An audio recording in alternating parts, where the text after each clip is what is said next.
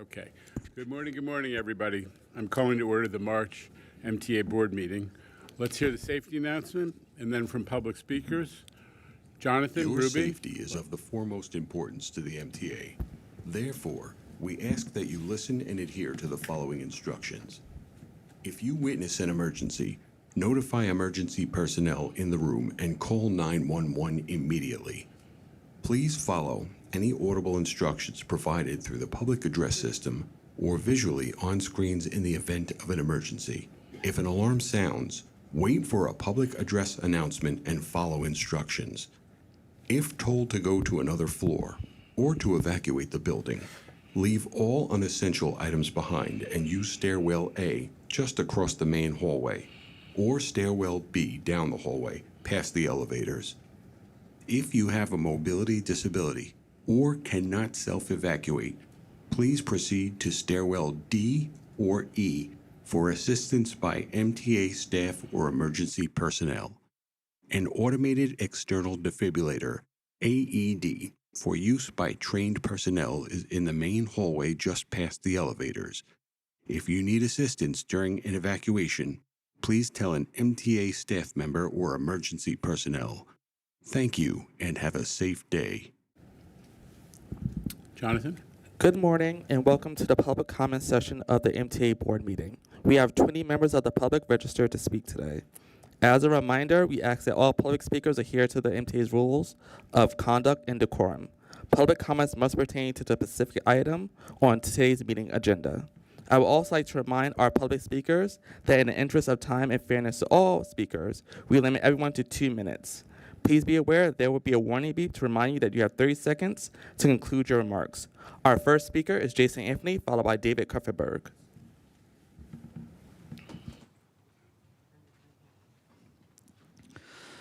Good morning, Jano, Paige, Jay, Johnson especially, and the rest of the board members.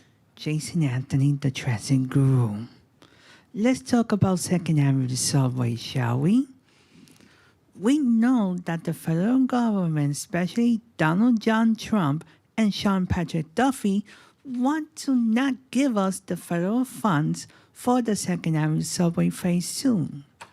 But our governor, Kathy Hochul, and our chairman, Janet Lieber, want the interests of all New Yorkers, especially for the Upper West East Side and Harlem, to have the expansive transportation interests and have the Q train to go to 125th Street and even go west as Broadway, to have vital connections to not only to the Lexington Avenue line, to the 1, 2, and to the 2 and 3, to the ABCD, and to the 1 lines, which I use all the time, and even to more bus connections along Harlem. But let's not forget something.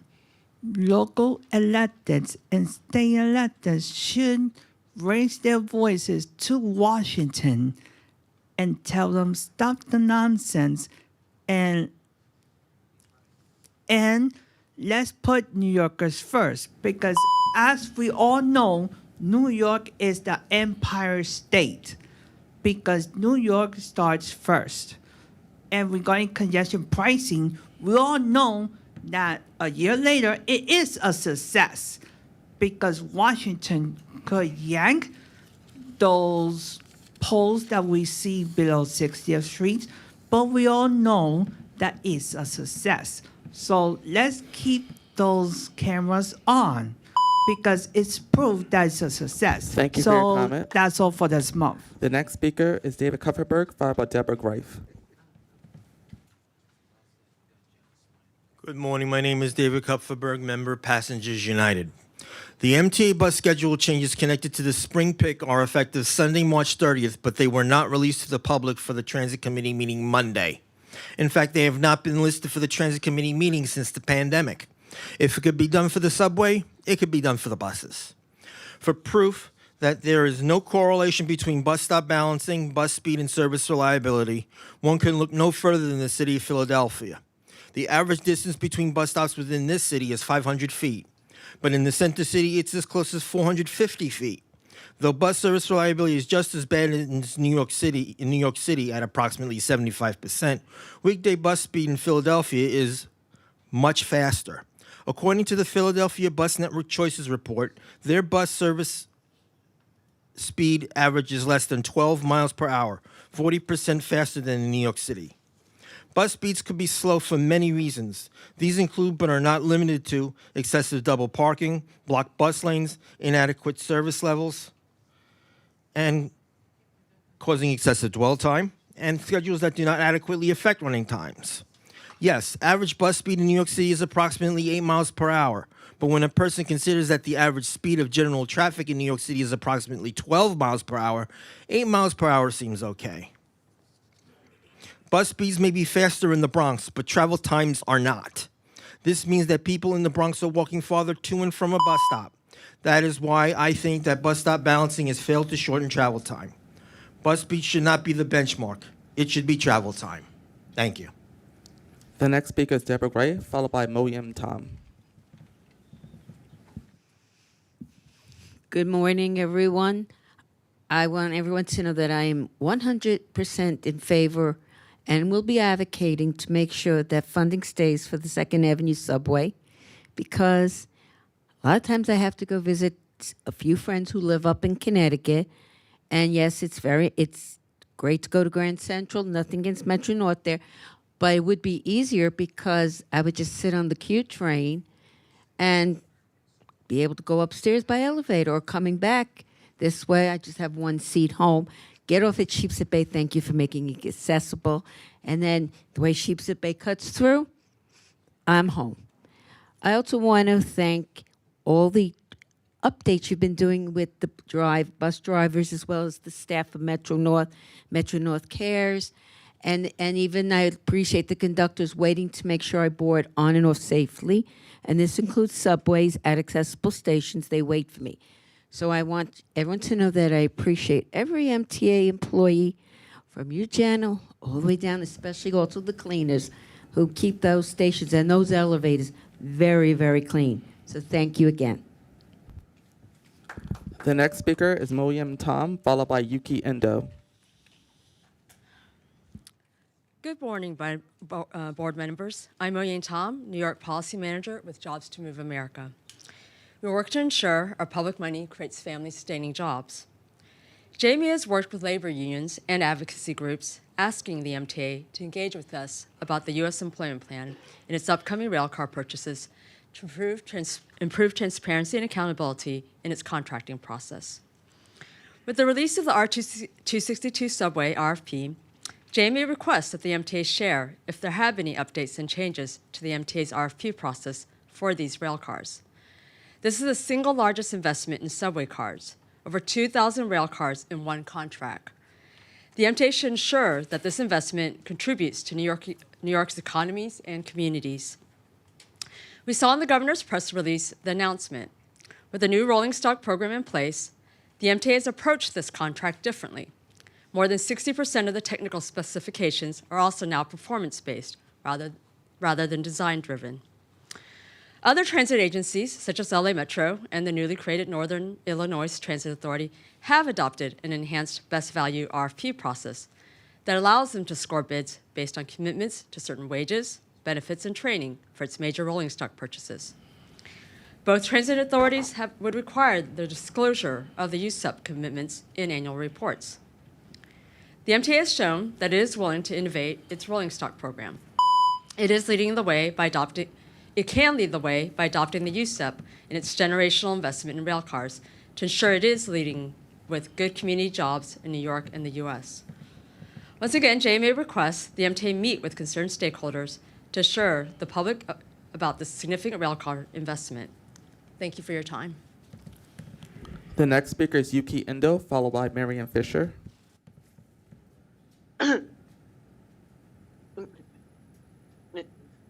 London is Uganda, a passenger United from Kobe, Japan, represent New York State Railways. Happy to appreciation day at all. MTA need to work together with Nassau County Light Bus, Westchester County Freedom Bus, as there has been only fare capping issues. MTA needs to interest a pay loaded unlimited only car for 7-day express plus outside day. Also doing the MTA loan identity cleans interlocking MTA should conduct nicer than minibuses between Hempstead and Country Line. I do not support elimination of the conductors on the New York City subway because the New York City subways are longer than Japan. Thank you.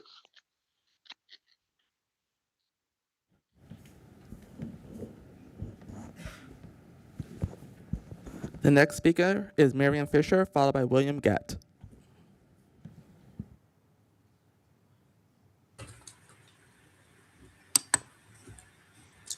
Good morning. Can you hear me? Yes, we can. Thank you. We'd like to get started on the elevators approved by the MTA on 23rd Street and 7th and 8th Avenue, needed desperately by the community.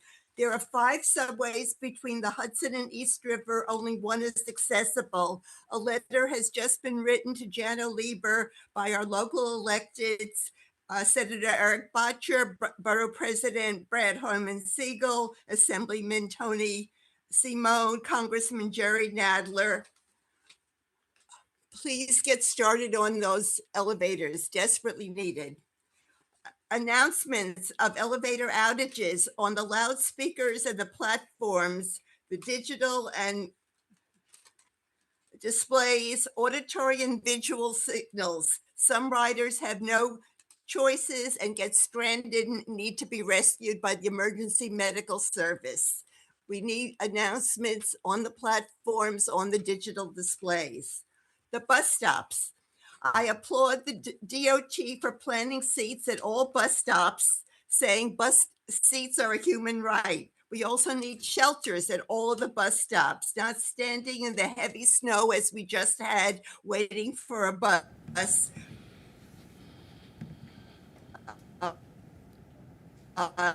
Where the only lonely poles and include shelters on all the bus stops that currently don't have them. Thank you for listening. The next speaker is William Gatt, followed by Brian Fritsch.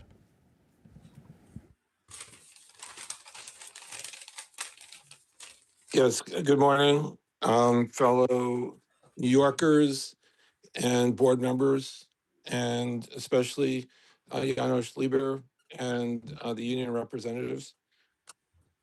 I'm writing or speaking on behalf of CURES, Citizens United for Railroad Environment Safety. And our primary concern right now is about the Tier 4 upgrades for the locomotives. They're presenting a serious problem for the people of New York because they have to breathe the fumes from the trains. And, one fact that you need to be aware of, one locomotive exudes as much toxic fumes as 30,000 cars. There was an RFI that was, put forth for more information. And we're very concerned about what the progress of that is. And when is the RFP going to be issued so that these upgrades could happen? A little bit of history. The state has already allocated millions and millions of dollars for the Tier 4 upgrades. And yet, presently, there's antiquated locomotives on the freight line that are run on a daily basis, exuding toxins, not only for the workers and the people that service the trains in the yards, but also the millions of people along the right of way. And this is unconscionable. I'd like you to just take a minute and imagine yourself as a worker in the yard having to breathe this day in and day out. It's the equivalent of Please conclude your smoking remarks. packs and packs of cigarettes. So Thank you. The next thank speaker you, is and then please. Thank you for your comment. The next speaker is Brian Fritsch, followed by Arthur Swartz. Good morning. I'm Brian Fritsch, Associate Director of the Permanent Citizens Advisory Committee to the MTA PCAC. PCAC recently released a new report called Ridership Returns, analyzing the changing commuting patterns on the subway post-congestion pricing. Using travel data from the MTA's Open Data Program, we found that subway ridership grew by 7.7% in 2025, double the 3.7% growth seen in 24, showing a strong bounce-back year after slowing post-pandemic growth. Growth in discretionary travel is outpacing weekday rush, showing riders are choosing transit even when they have other options. In short, the data in the report is clear. Congestion pricing is working. It's yet another line on the long list of successes for the program, which also includes some recent legal victories against Secretary Duffy. We hope and expect we will soon add another legal win over the feds on 2nd Avenue subway funding, and we are glad that the board is keeping the project moving. We're also thrilled to hear about the RFP for almost 2,400 new subway cars, the MTA's largest ever order. We look forward to enhanced security and accessibility features, as well as lighter, more energy-efficient rolling stock. We also can't wait to try out the updated, upgraded MTA app and look forward to forthcoming updates to better integrate Omni transactions and the railroads. Ending today with 3 quick points of caution. First, we're pushing NYC DOE to work harder to get digital Omni cards off the ground. Students deserve an Omni card they can rely on. Second, we're strongly opposed to any efforts to dismantle or create unworkable loopholes in the MTA's ACE program. We released a memo against one such effort in the state legislature last week. Third, we're very concerned about Amtrak's lack of transparency around the Penn Station project. It seems like the master developer will be picked in around a month or so with almost no meaningful public input. Thank you. The next speaker is Arthur Schwartz, followed by Omar Vera.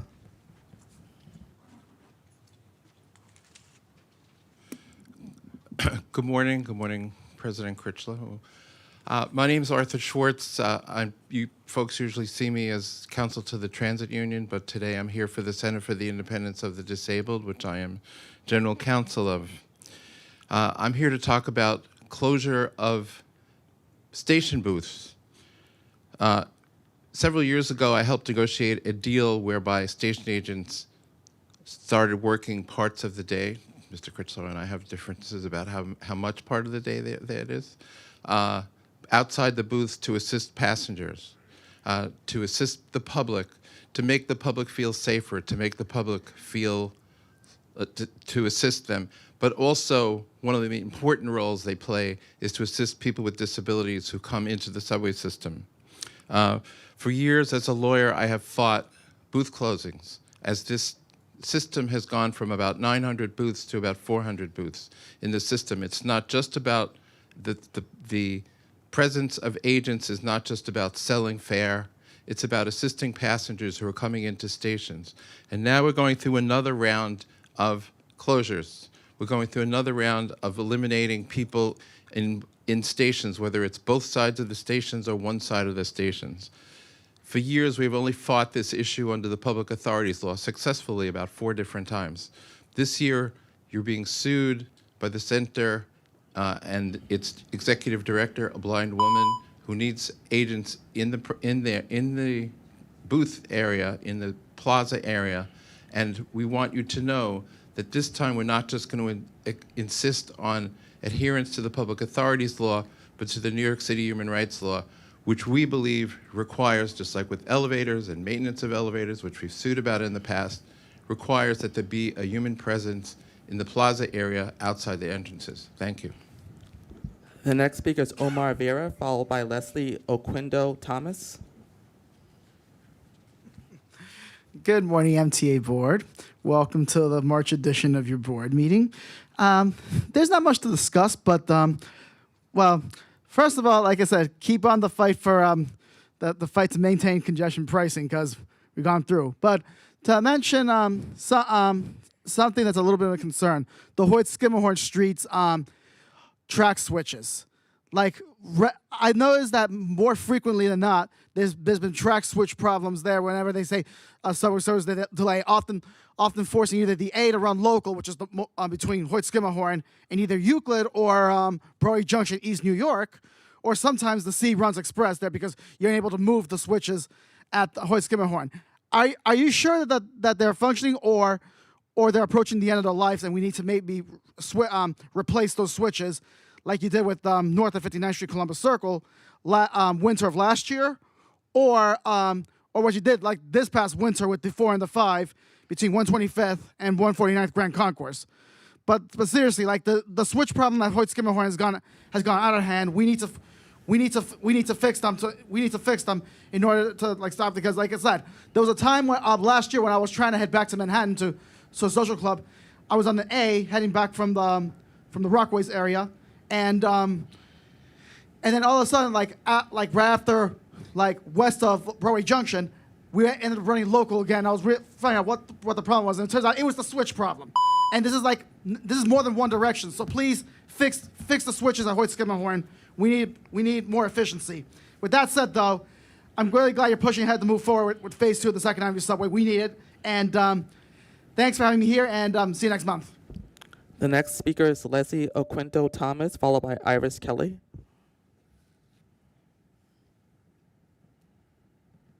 Hey, I'm Leslie Oquendo Thomas. I'm a longtime Yonkers resident. Today, I've also worked for the city government in Yonkers for the past 12 years up until recently. And in that time, I've had the opportunity to speak to a lot of the residents here in Yonkers. And their main gripe is basically affordability or lack thereof, employability, lack of good jobs that pay the wages they need to live comfortably, pay their rent, pay their Con Ed, and so forth. We have Kawasaki here in Yonkers, who's been here since the 1980s, and they've received billions of dollars in public contracts while they've been here. Last year, MTA awarded them another 1.5 billion on top of an existing 4.5 billion contract. And from what I understand, they recently are planning a purchase, one of the largest in railcar history. And we believe some of those public contracts should be, the benefits should be seen here in Yonkers. A lot of the workers here are not seeing it. In a recent study by Jobs to Move America and Cornell University, Kawasaki workers have reported lower wages than the industry average, unsafe working conditions, and unfair treatment. And so with the new public contracts coming to Kawasaki, we believe they have a responsibility to give some of that back to the community here in Yonkers in terms of good jobs, worker protections, and safer working conditions. And for that, I feel like Kawasaki should enter into a community benefits agreement with Yonkers, so that Yonkers workers and Yonkers, the city of Yonkers, could see better wages, safer working conditions, and worker protections. I believe they have that responsibility. They've been here for over 40 decades. For 4 decades, 40 years, more than 40 years, and Yonkers residents should see some of that. And thank you for having me today. The next speaker is Iris Kelly, followed by Thoria Mitchell.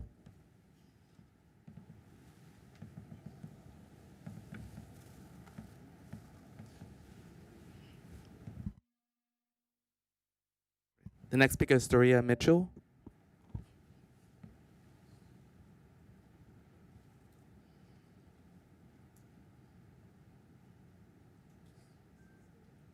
Okay, sorry, I was muted. Good morning, everyone.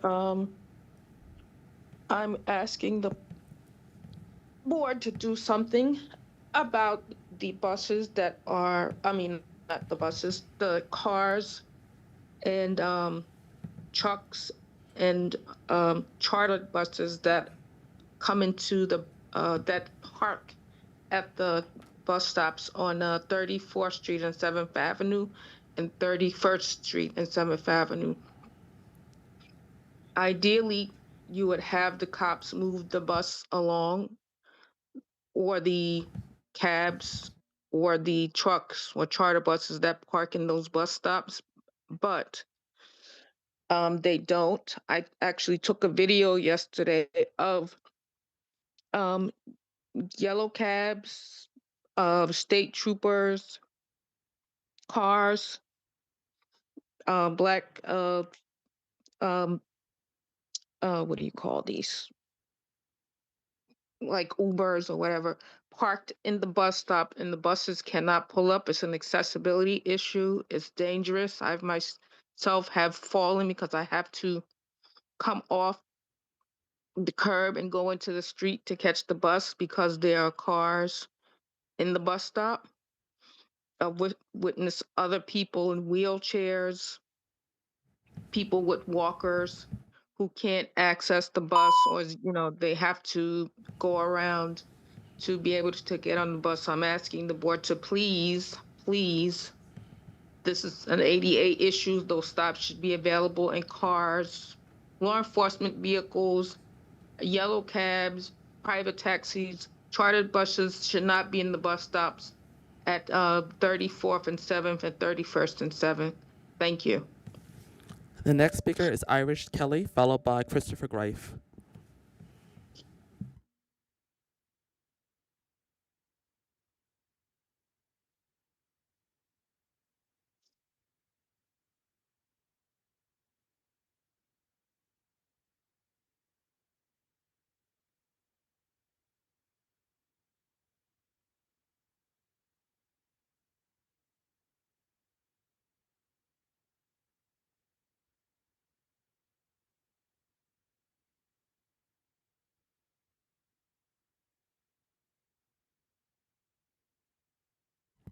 The next speaker is Christopher Greif, followed by Monica Bartley. Good morning. I'm Christopher D. Greif, and as my other fellow colleagues have said, I'm here to support the 2nd Avenue subway because we need the trains to go up there for all the seniors and people with disabilities who want to go up and transfer to not just the Metro North, not just the other subways, but they want to go up to see Harlem, the culture. And you know what? I see a lot of people up there who want to go up there. We have agencies, they have programs who actually go there, and that means they'll have an option to get on other subways. And second, you think about it, the federal government forgets, and I always say federal government forgets that people with disabilities, seniors, and our veterans need that very much. Also, just want to be very clear. I have passed a lot of stations with inaccessible stations, and please forgive me, I am going to be a little blunt because I'm a little hurt and upset, and I think the presidents will agree with me. I travel a lot on the accessible stations. To see the staff there, I have seen the staff there. And it's not just me, my fellow people with disabilities do see them, but if we see something, as you know, there is a rule saying we must put it into the app. We put in an app for a reason. We put it to 511. We put it in, and how can we work together? Again and again, we go back to the past. As my fellow colleague, let her rest in peace, Edith will say, get over it. Let's move forward. I will say this always. Let's move forward. Let's get advocating, and let's also enjoy the Appreciation Day for MTA, because we do appreciate the MTA. We appreciate our NYPD, our MTA police, and all law enforcement. Thank you, everyone, and happy Women's Day to all the women in the MTA force and to the accessibility team. Thank you. The next speaker is Monica Bartley, followed by Irish Kelly.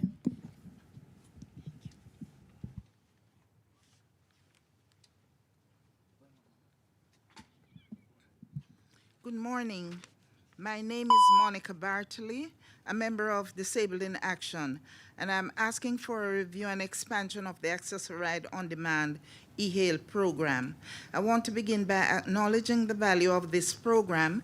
It has provided many of us with greater flexibility, shorter wait times, and a level of independence that Access Ride does not offer. For that, we are grateful. We would like Access-A-Ride to extend the pilot program to additional riders interested in participating to allow riders more flexible traveling options. However, it is essential to address significant concerns, especially for individuals living on fixed incomes. Currently, riders get a $60 subsidy and pay a $4 base fare for trips up to $64. However, during peak hours, fares often exceed this amount due to high demand, traffic, or base time pricing. For individuals who depend on this service, particularly seniors and those with disabilities, the increased expenses present significant financial challenges. Any ride exceeding $64 requires us to pay the remaining balance. We request a careful evaluation of this program. Please take into account the actual expenses riders face during peak hours and how these affect those most at risk. I wish I had this service so I could accept last-minute invitations without having to plan a trip in advance. We respectfully ask that you review and expand the program to ensure it remains accessible, affordable, and fair. Thank you for your consideration. This is our last attempt for Iris Kelly. I know she's having some technical difficulties. Let's try her one more time. Iris, you're unmuted. You could talk now.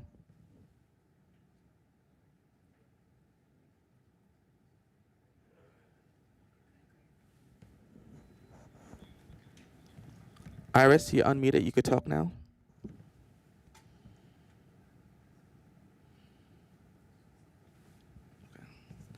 Our next speaker is Jesse Figueroa, followed by Jane Ryan.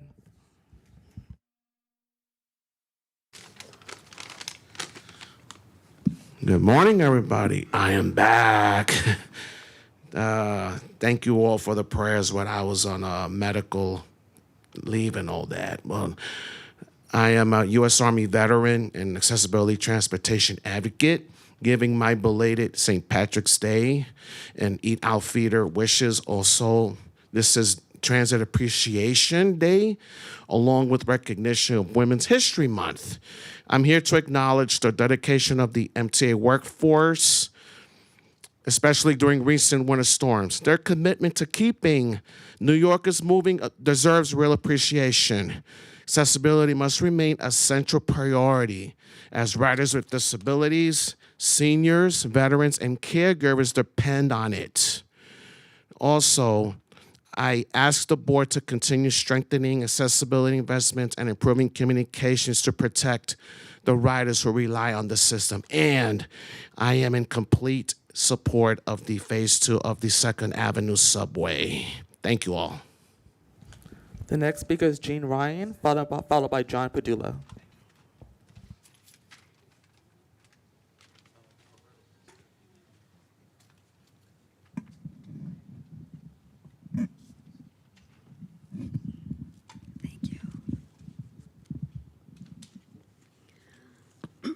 Hi, I'm Jean Ryan, president of DIA.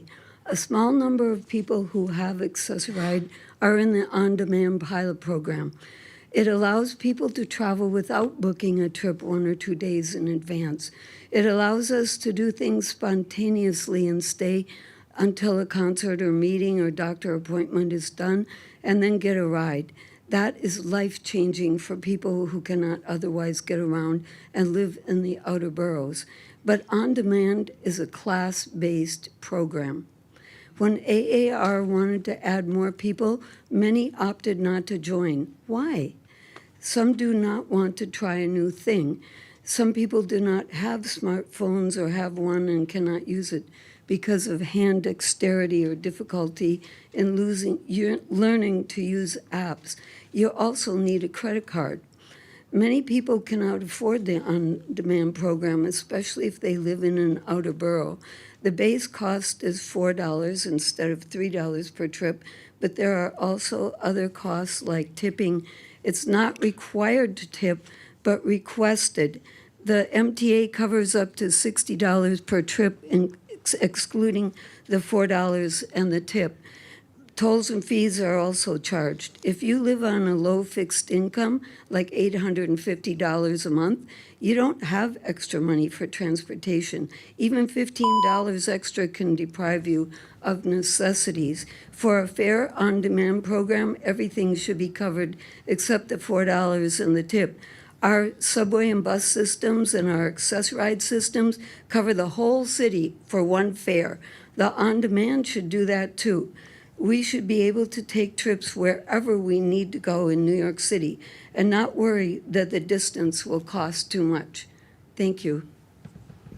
The next speaker is John Padula, followed by Michael Ring.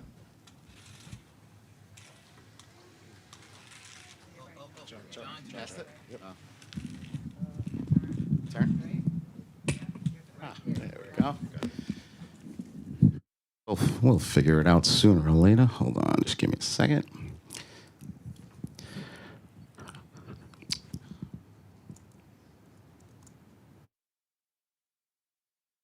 Sorry about that. All right. Good morning, ladies and gentlemen. My name is John Padula, and I'm an administrator with Educational Vision Services from New York City Public Schools. Accessibility, accessibility, accessibility. I would imagine there's some tech folks here in the room today, given all the app updates and whatnot that have been rolling out. And I just want to make sure that we understand that there's physical accessibility, but there's also digital accessibility, right? And for somebody that's blind or has low vision, if I can't access a product or a piece of software, that's also a barrier. And, you know, universal design aims to design products and environments in a way that are usable by people with varying abilities or all abilities. And I just want to make sure that we don't forget that. And I'm glad to beta test, and I'm glad that I'm invited to help with a lot of this, but I just want to make sure that it's not an afterthought or a Band-Aid, but it's something that we're thinking about from the inception, from the ground up. Jano, I know you're a big fan of my writing, and I haven't been here in a while. I just want to make sure you and the board didn't miss my last op-ed in the Daily News in January. And you get to pitch an op-ed anytime you want, but you don't always get to choose your title. I want to assure you that my title originally was Good Paratransit is a Great Investment. And we need our city partners, and I want to make sure, and our state leaders and legislative leaders, to support this effort. And I don't know how we move this conversation forward, but funding is an issue, and we need to figure it out. Equitable taxi authorization program, expanding on demand, updating the infrastructure, these are all things that cost money, but they're meaningful things, and we need to have these conversations. Never mistake disability for inability, and remember, low expectations lead to low outcomes. My name is John Padula. Thank you very much. The next speaker is Michael Ring, followed by Nicholas Prasad. Hi, I'm Michael Ring. I am one of the vice presidents of Disabled in Action of Gotham City. And is that the name now, Gene? And if anyone needs a verbal description of my appearance, I'm a 62-year-old white guy wearing a hoodie. And I wanted to talk about taxi reimbursement again. It's a program where you can be reimbursed for your accessoride ride if something goes sideways, if you're going to a transit hub and flexibility is not an option. I'm still owed money from the end of October. I happen to have the privilege to be able to afford to lay that out. But a lot of people who use accessoride can't use taxi reimbursement because they can't lay out money for months at a time. That means they have to borrow money. It's staying on their credit card. There needs to be a system where this gets paid back quicker. And I was just looking at my bills, and I was wondering why I rode so much the end of October. I know the destinations are kind of irrelevant, but I was coming home from being an early poll worker. That was where I was traveling from. Flexibility is not an option. You might have to work late, things go wrong, and that's what work is about. Accessoride really doesn't work that well to get you back and forth to work, because you don't always work until 5 o'clock. Sometimes you have to work a little late. Sometimes you get to go home early. Sometimes you want to go out for a beer. Things change. I would really encourage an extension of the on-demand program for everybody who uses accessoride, at least in some way. Not everyone's going to use it, but a lot of people would benefit from emergency transportation who are disabled. If you're able-bodied and can take the subway, you can do that whenever you want. But not everyone can take the subway or the bus or walk up and down stairs. But please, let's get everyone paid back from the money they laid out in the autumn, because it is now spring. Thank you. The next speaker is Nicholas Prasad, followed by Joseph Thompson.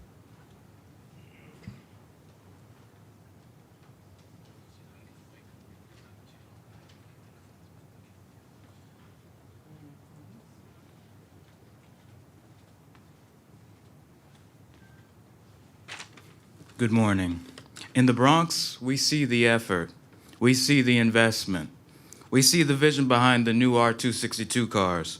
And when progress is done right, we will always recognize it. But progress without priorities is not progress at all. While we are talking about bringing in new trains, we are also talking about retiring the R142s, trains that have only been in service since 1999 and 2000. Just over 2 decades of use, billions in taxpayer dollars not stretched through a full and useful life.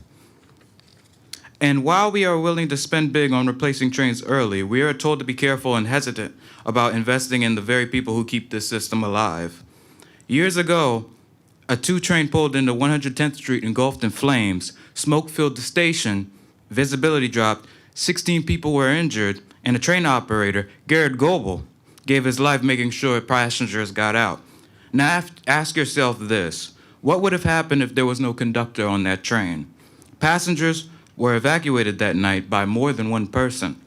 They were saved because there was a conductor there to act. That is the reality that the Transport Workers Union Local 100 is speaking to when they call for 2-person train operation.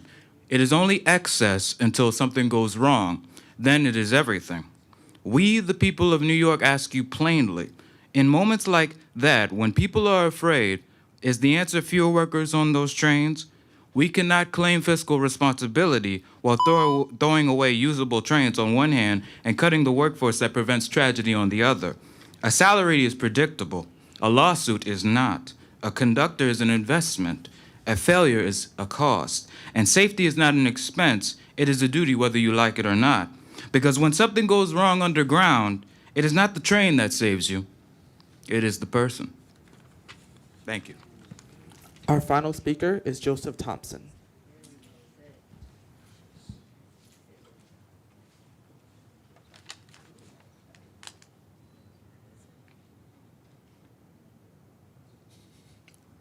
Good morning, everyone. My name is Joseph Thompson. I'm one of the new engineer trainees working in C&D.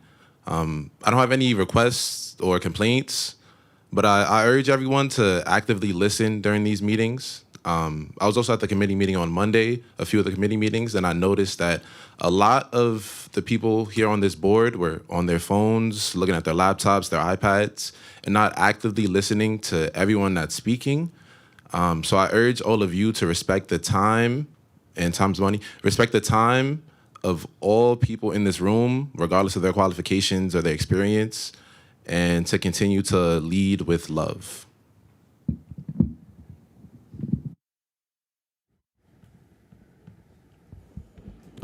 Thank you, Chair Lieber. That concludes our public comment session of the board meeting. Okay, well, thank you, Jonathan, Ruby.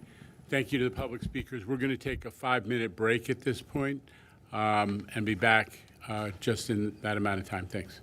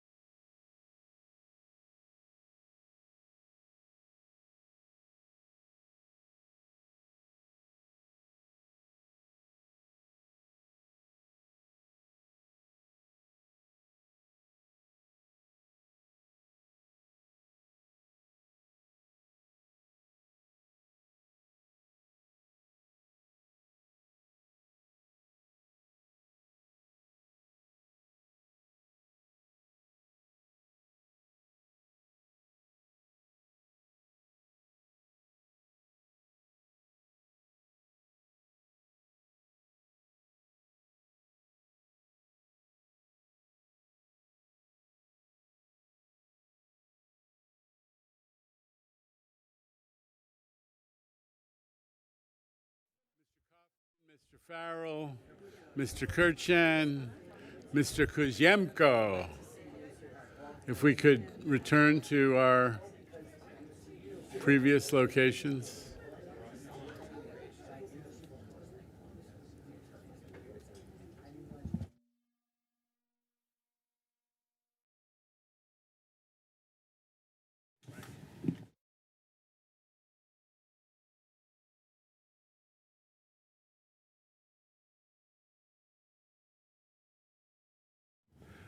Okay.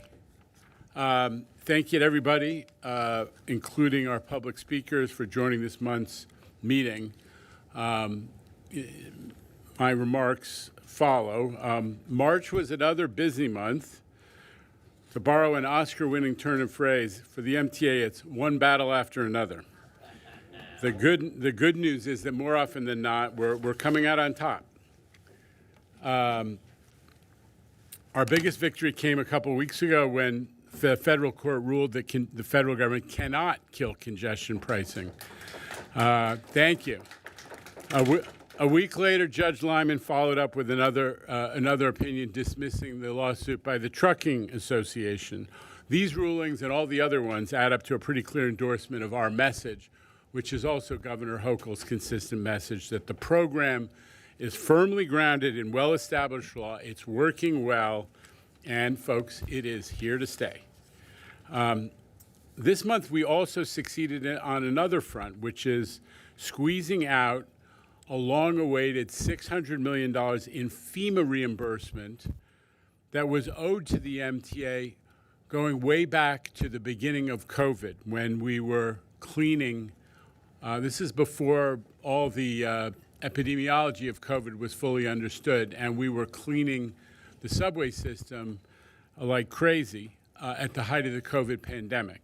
It was no secret that Governor Hochul has made pushing the feds to deliver all kinds of overdue federal money a priority. But in this situation, the state and the MTA had a big assist from Long Island Congressman Andrew Garbarino. When Congressman Garbarino, who's the chair of the House Homeland Security Committee, found out that Long Island hospitals were getting stiffed on overdue money, he actually went in and made sure that not only was that money spent, but there was another, like another $1 billion of money that was overdue to the state that made its way back to New York. So I want to thank Congressman Garbarino for doing what is not always the case in today's Congress, which is representing all of your constituents, irrespective of party and politics. We're happy to work with him and indeed with any member of the majority in Congress, especially the New Yorkers, if they're ready to deliver results for riders. We've had a little trouble getting all the folks in the majority to work with us, but this is a good reminder that bipartisanship should be the law of the land when it comes to infrastructure. And listen, on another battlefront, we filed a lawsuit last week against the federal government to restore funding for 2nd Avenue Subway Project Phase 2. I was up at 125th and Park a week ago looking at the work that's being done right adjacent to the Metro North Station, where we are opening up space for the tunnel boring machine. We're determined to maintain the schedule and the budget, and we are on schedule and on budget. Tip of the hat to Jamie and the team at MTA C&D. And one of the things that's keeping us on schedule is the award of Contract 3, which we're asking you to approve today. But to get the work underway, it's not a secret, we're going to have to get a release of the funds that are overdue from the federal government. We can't commit to another $1 billion contract if we don't know if the feds are going to make good on their legal and contractual commitments to fund this project. So we're hoping that the passing comments the president made at a press conference yesterday, where he said something like, 2nd Avenue Subway, they got to get it done, or something like that, actually augur a change in this way overdue freezing of 2nd Avenue Subway money. And we're continuing to push folks at Amtrak. Not a secret that we wrestle a lot with that group. We are not giving up on the fight for Penn Station access, and we're not giving up on the push to add service to Albany. In fact, on the Albany service front, there's actually been an upsurge in support recently to that idea of Metro North service to Albany. I know that Mr. Valenti and a member of the board and others have been active on this front, but we also got a letter last week from 18 elected officials saying, you know, that even though that the issue had been put aside at Amtrak's request for the moment, they urged the MTA to keep pushing forward, developing the plan. So while the extension is on pause for now, we're actually reaching out to New York State DOT to better understand that Amtrak contract with the state to run the Empire Line. That's the reason Amtrak has kind of an effective monopoly on the service north of Poughkeepsie. And we want to understand, you know, what the state, what the agreement is, and what the state is anticipating doing on that front. And it's not only to revive the debate about Albany service, and this is something that Neil Zuckerman and I have talked about. As the C&D 20-year needs assessment showed, just as we are giving Long Island Railroad and Grand Central and Metro North access to both Penn and Grand Central, there's also a big market for Hudson Line service direct to Penn. So instead of at Spuyten Duyvil, you know, turning east and then coming down through Harlem, it's possible, as we know from Amtrak service, for the MTA, Metro North, to be using that Spuyten Duyvil swing bridge and coming down the west side. And there is a big market based on the 20-year needs assessment for Hudson Line service into Penn via the Empire Line on the west side, and maybe even for a station to be added at 125th Street. So the push is not only coming on that issue, is not only coming from Westchester and Putnam and counties to the north, but also from New York City Council members who represent northern Manhattan and the Bronx, and I heard about it a fair amount at my recent city council hearing. So that's an area we ought to keep digging into. Speaking of Albany and budgets, we all know that it is budget season up there, and we are fortunate this year, thanks to the 2023 operating budget agreement forged by Governor Hochul, that we do not have to sing for our supper this year in Albany. We do not. We are not up in Albany with a financial crisis of significance. But there's still a few items that we are very much focused on and need, you know, have great importance to the MTA. Number one, the governor's auto insurance proposal, which could save the MTA alone $50 million a year by reducing our liability for car crashes, many of which we really don't have much to do with, but somehow this current system ends up reaching into the MTA's deep pocket. And the governor's plan would also deliver millions more for suburban and upstate transit systems. They haven't even talked about that yet. You know, Albany, Syracuse, Buffalo, Rochester, they all have transit systems that have some of the same problems.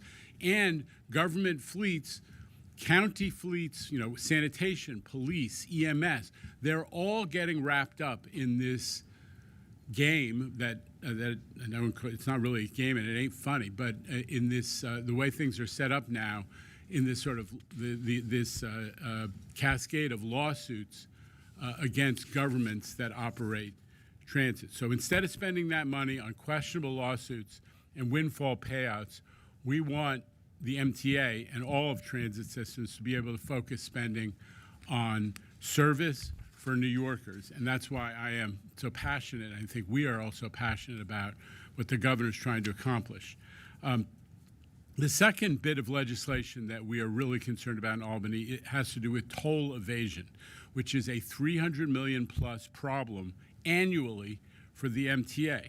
Our bill, which now has bipartisan support, co-sponsorship in both houses, would help change that by delivering the tools that we need, Kathy Sheridan and her team need especially, to forcefully address the two most common forms of toll evasion: drivers who obscure or cover or monkey with their license plates, and those who receive their bills but who refuse to pay, who are otherwise known in government lingo as PTVs, persistent toll violators. Look at this chart. 2 years ago, we launched a joint task force. The colors are a little hard to see, I'm sorry. But here's the bottom line. We launched a joint task force with our law enforcement partners, now up to 20 separate law enforcement agencies altogether, to crack down on ghost plates, and it is having real success. You can see the yellow line. That's the unbillable transactions, and they're being driven downward from their peak in 2021, coming out of COVID. There has been a 53% reduction since then. I think there's 42% reduction, right, Kathy, just in the last year, thanks to a combination of TBTA enforcement and that more recent multi-agency task force. So, but we're getting a lot less unbillable transactions, but also we still have the problem of the PTVs, the persistent toll violators, and that is rising significantly, and we need more tools to deal with that trend, which the bill that is on the table in Albany actually delivers. It would give us more authority to enforce judgments. It would reclassify toll evasion as a more serious, albeit still a misdemeanor, but it would at least treat it as something serious and potentially subject to law enforcement action. And it would close procedural loopholes that to this day allow drivers to avoid paying up. For example, we get a suspension on a license plate. A lot of people just go in and re-register the car to their spouse, to their brother, to somebody else. And part of this bill is you can't do that anymore. Kind of basic common sense. The other fight we're also very focused on is the one against fare evasion. Today you're going to hear from Kathy Lee of Jamie's team at C&D. And she's going to give us an update on those new fare gates we've been using all over the system, testing them for inclusion in the capital plan. It goes without saying that this is hugely important. Everybody knows that updating fare gates is one of the most impactful things we can do to encourage fare payment and rebuild New Yorkers' morale, which is threatened by fare evasion. That is a fundamental morale issue. It's not just an economic issue. It's a fairness issue. And I hear it from customers all the time. I've been talking about this for years. Since we convened the Blue Ribbon panel early in this board's term back in 2022. And one of the key recommendations of the Blue Ribbon panel on fare evasion was one of the 4 E's. Remember, it was education and enforcement, but it was also environment, and this is the toll system, the physical fare payment system was a key element of that. In some battles, the enemy is Father Time, and we're going on offense against aging infrastructure, which is the cause of so many delays for riders. Last week, we announced the RFP for the largest subway car order in MTA history, made possible by Governor Hochul's $68 billion MTA capital plan. It includes up to 2,400 cars. If we exercise all the options, we will literally be replenishing all of the rolling stock for everything in the A division, all the numbered lines except the 7. 1, 2, 3, 4, 5, 6 new cars coming through this. Jesse Lazarus, as everybody saw, is leading the charge to find us the best deal, and we're excited to see what she and the rest of the team will produce as a result of the process. I am thrilled that it's going to be another big win for the MTA. Now, final note, during Women's History Month, I have to add that with Jesse's addition to the team, we now have at MTA headquarters more women in senior leadership positions than men. And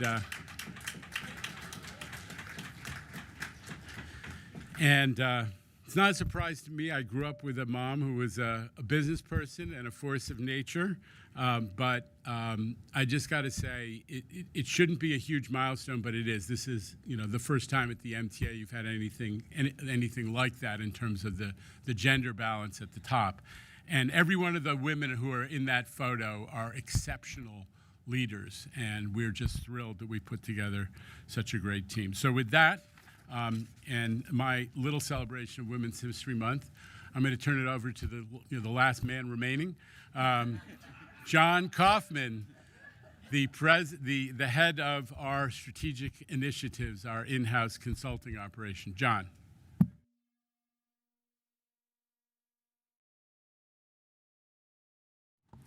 Is that all right? Good morning. My name is John Kaufman. I'm the Chief of Strategic Initiatives.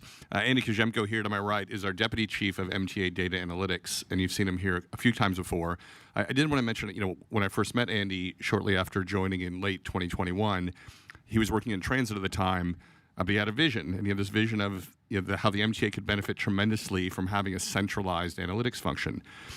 With the right individuals, this group would harness the power of data that everyone knew we had somewhere at the MTA, but many leaders couldn't seem to find a way to find it quickly or to use it quickly. This group would be a reliable, objective source of analytic insights from that data, and ideally be another magnet for data scientists who love transit, New York City, and the MTA, and were looking for a new home. In the last 4 years, we've largely built that out, growing the team, establishing a data science center of excellence, and moreover, driving experience sharing and providing additional training to analysts in all corners of the MTA, not just in this group. This DNA team has been instrumental in helping executives and senior managers make better decisions, many of which the board sees at the very end, and ensuring analysts and other teams have the data they need to do the same. You're going to hear now about some of the examples of this in the last few years. His group is also the backbone of what my broader team in strategic initiatives does, which is helping make the MTA more efficient and more effective. With that, Andy. All right. Thank you, John. So we're not going to talk too much about open data today, as I have in the past. As John said, we are going to talk about MTA's new data and analytics capabilities. We can do quite a bit more than we could a few years ago, and I think it's important for the board and the public to know about that. So if you're going to do analytics, you need to have data. You need to have data sources, and the MTA is blessed with many, sorry, louder? Sorry. The MTA has many valuable data sources, hundreds. Data is an abstract concept. I kind of note it here with these cylinder database shapes. You'll see these in the presentation. But you can also think of the MTA operation, the kind of data we must have. So maintenance work orders, all of our bus and train location data, everything we buy is in procurement tables. We have a 70,000 employee workforce that generates lots of payroll data, timekeeping.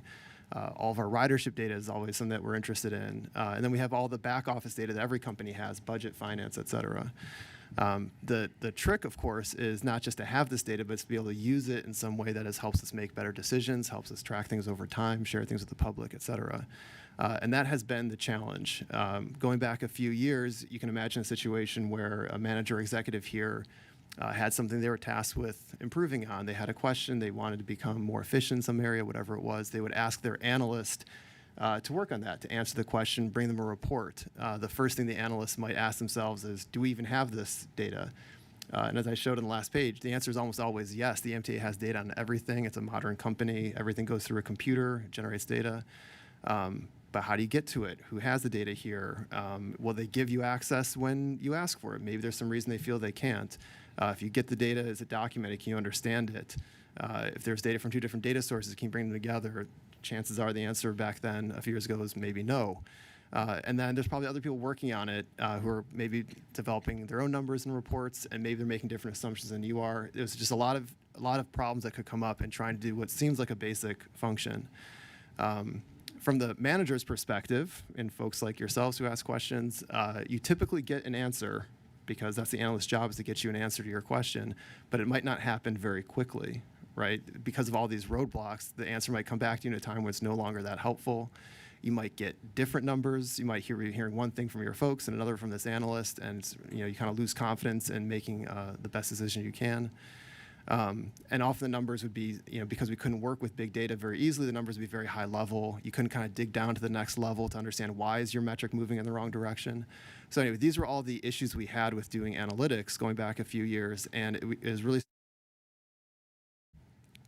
this still on?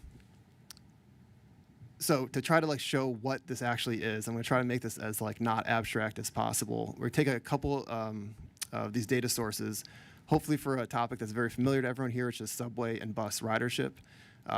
If you want to do any kind of ridership analysis of the MTA for New York City Transit, you would need to have data from our new Cubic platform for Omni. And we still have folks using MetroCard, and so you need to access the MetroCard data as well. These are two very different systems, and it kind of highlights how difficult it is to do this kind of analysis without help. Omni is modern. It is in the cloud. It is with Cubic on their platform. MetroCard is on a mainframe that we maintain somewhere here in New York City on the MTA premises. It's of early 1990s vintage and like hard to work with. The first thing you want to do is make a copy of these data, then bring it into what we call the MTA data lake. What is a data lake? It's sort of a term of art, but it's basically something, a lot of scalable, cheap storage in a data center somewhere. We're on the Microsoft Azure platform. But the first thing you're going to do is move a copy of this data into the data lake. And just by doing that, you solved a huge problem here at the MTA, which is the data is now with us to work on, right? We don't have to like ask some vendor to hand it to us or someone in IT to go figure it out. We now have it on the analyst side. But the data is raw. It's meant to be looked at by a computer, not a human analyst who works for some manager here.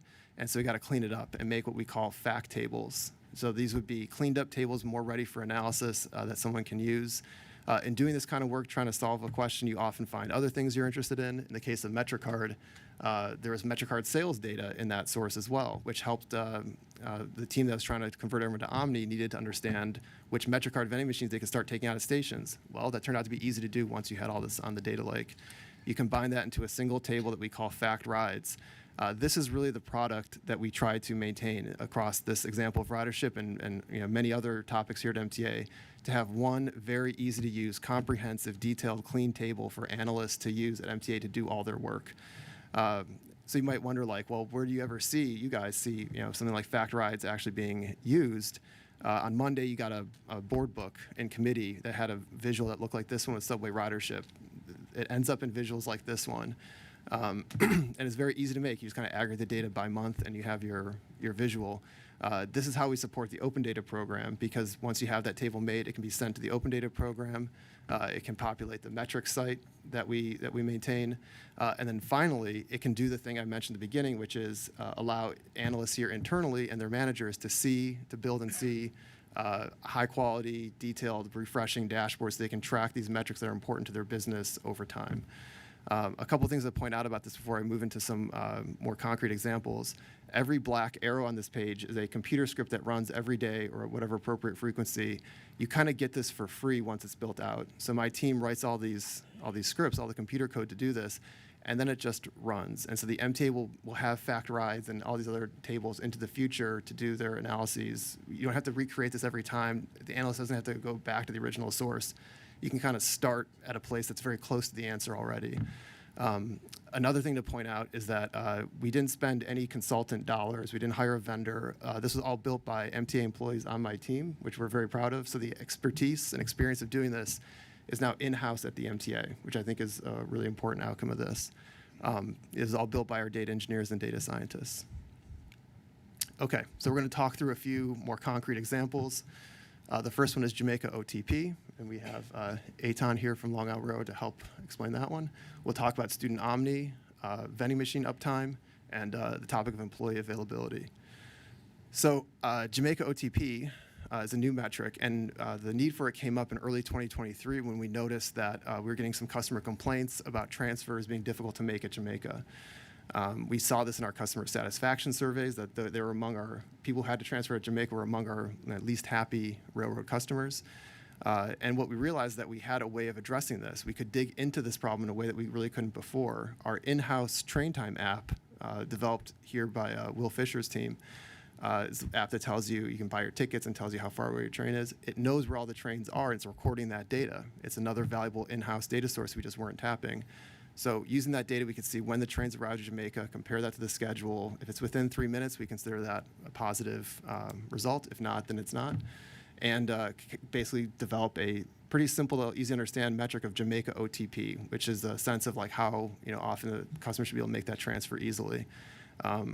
So with that, we hand that over to our colleagues at Long Island Railroad, and Eitan will explain what the next step was. Thanks, Andy. Good morning, everyone. My name is Eitan Kershan. I'm the Senior Director of Strategic Priorities for the Long Island Railroad. The customer feedback that Andy spoke about told us something simple. The transfer experience at Jamaica wasn't where it needed to be. Why is this so challenging? Jamaica Station, which is just off to the left of the screen that you're looking at right now, is one of the most complex operating environments in the country. During the morning rush hour, for example, we have a 1-hour period with 64 trains passing through Jamaica. That's more than one per minute. These trains traverse 11 different branches, crossing over each other to reach different platforms, and everything depends on precise sequencing. We think about trains as moving through slots, tight windows to enter and move through Jamaica.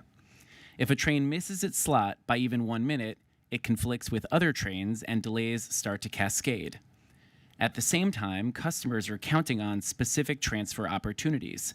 So when trains arrive out of sequence, people miss their transfers. Now, I will note the video we're looking at right now is from an off-peak hour. This same video during the morning rush hour would have more than 2.5 times the number of westbound trains that you see here.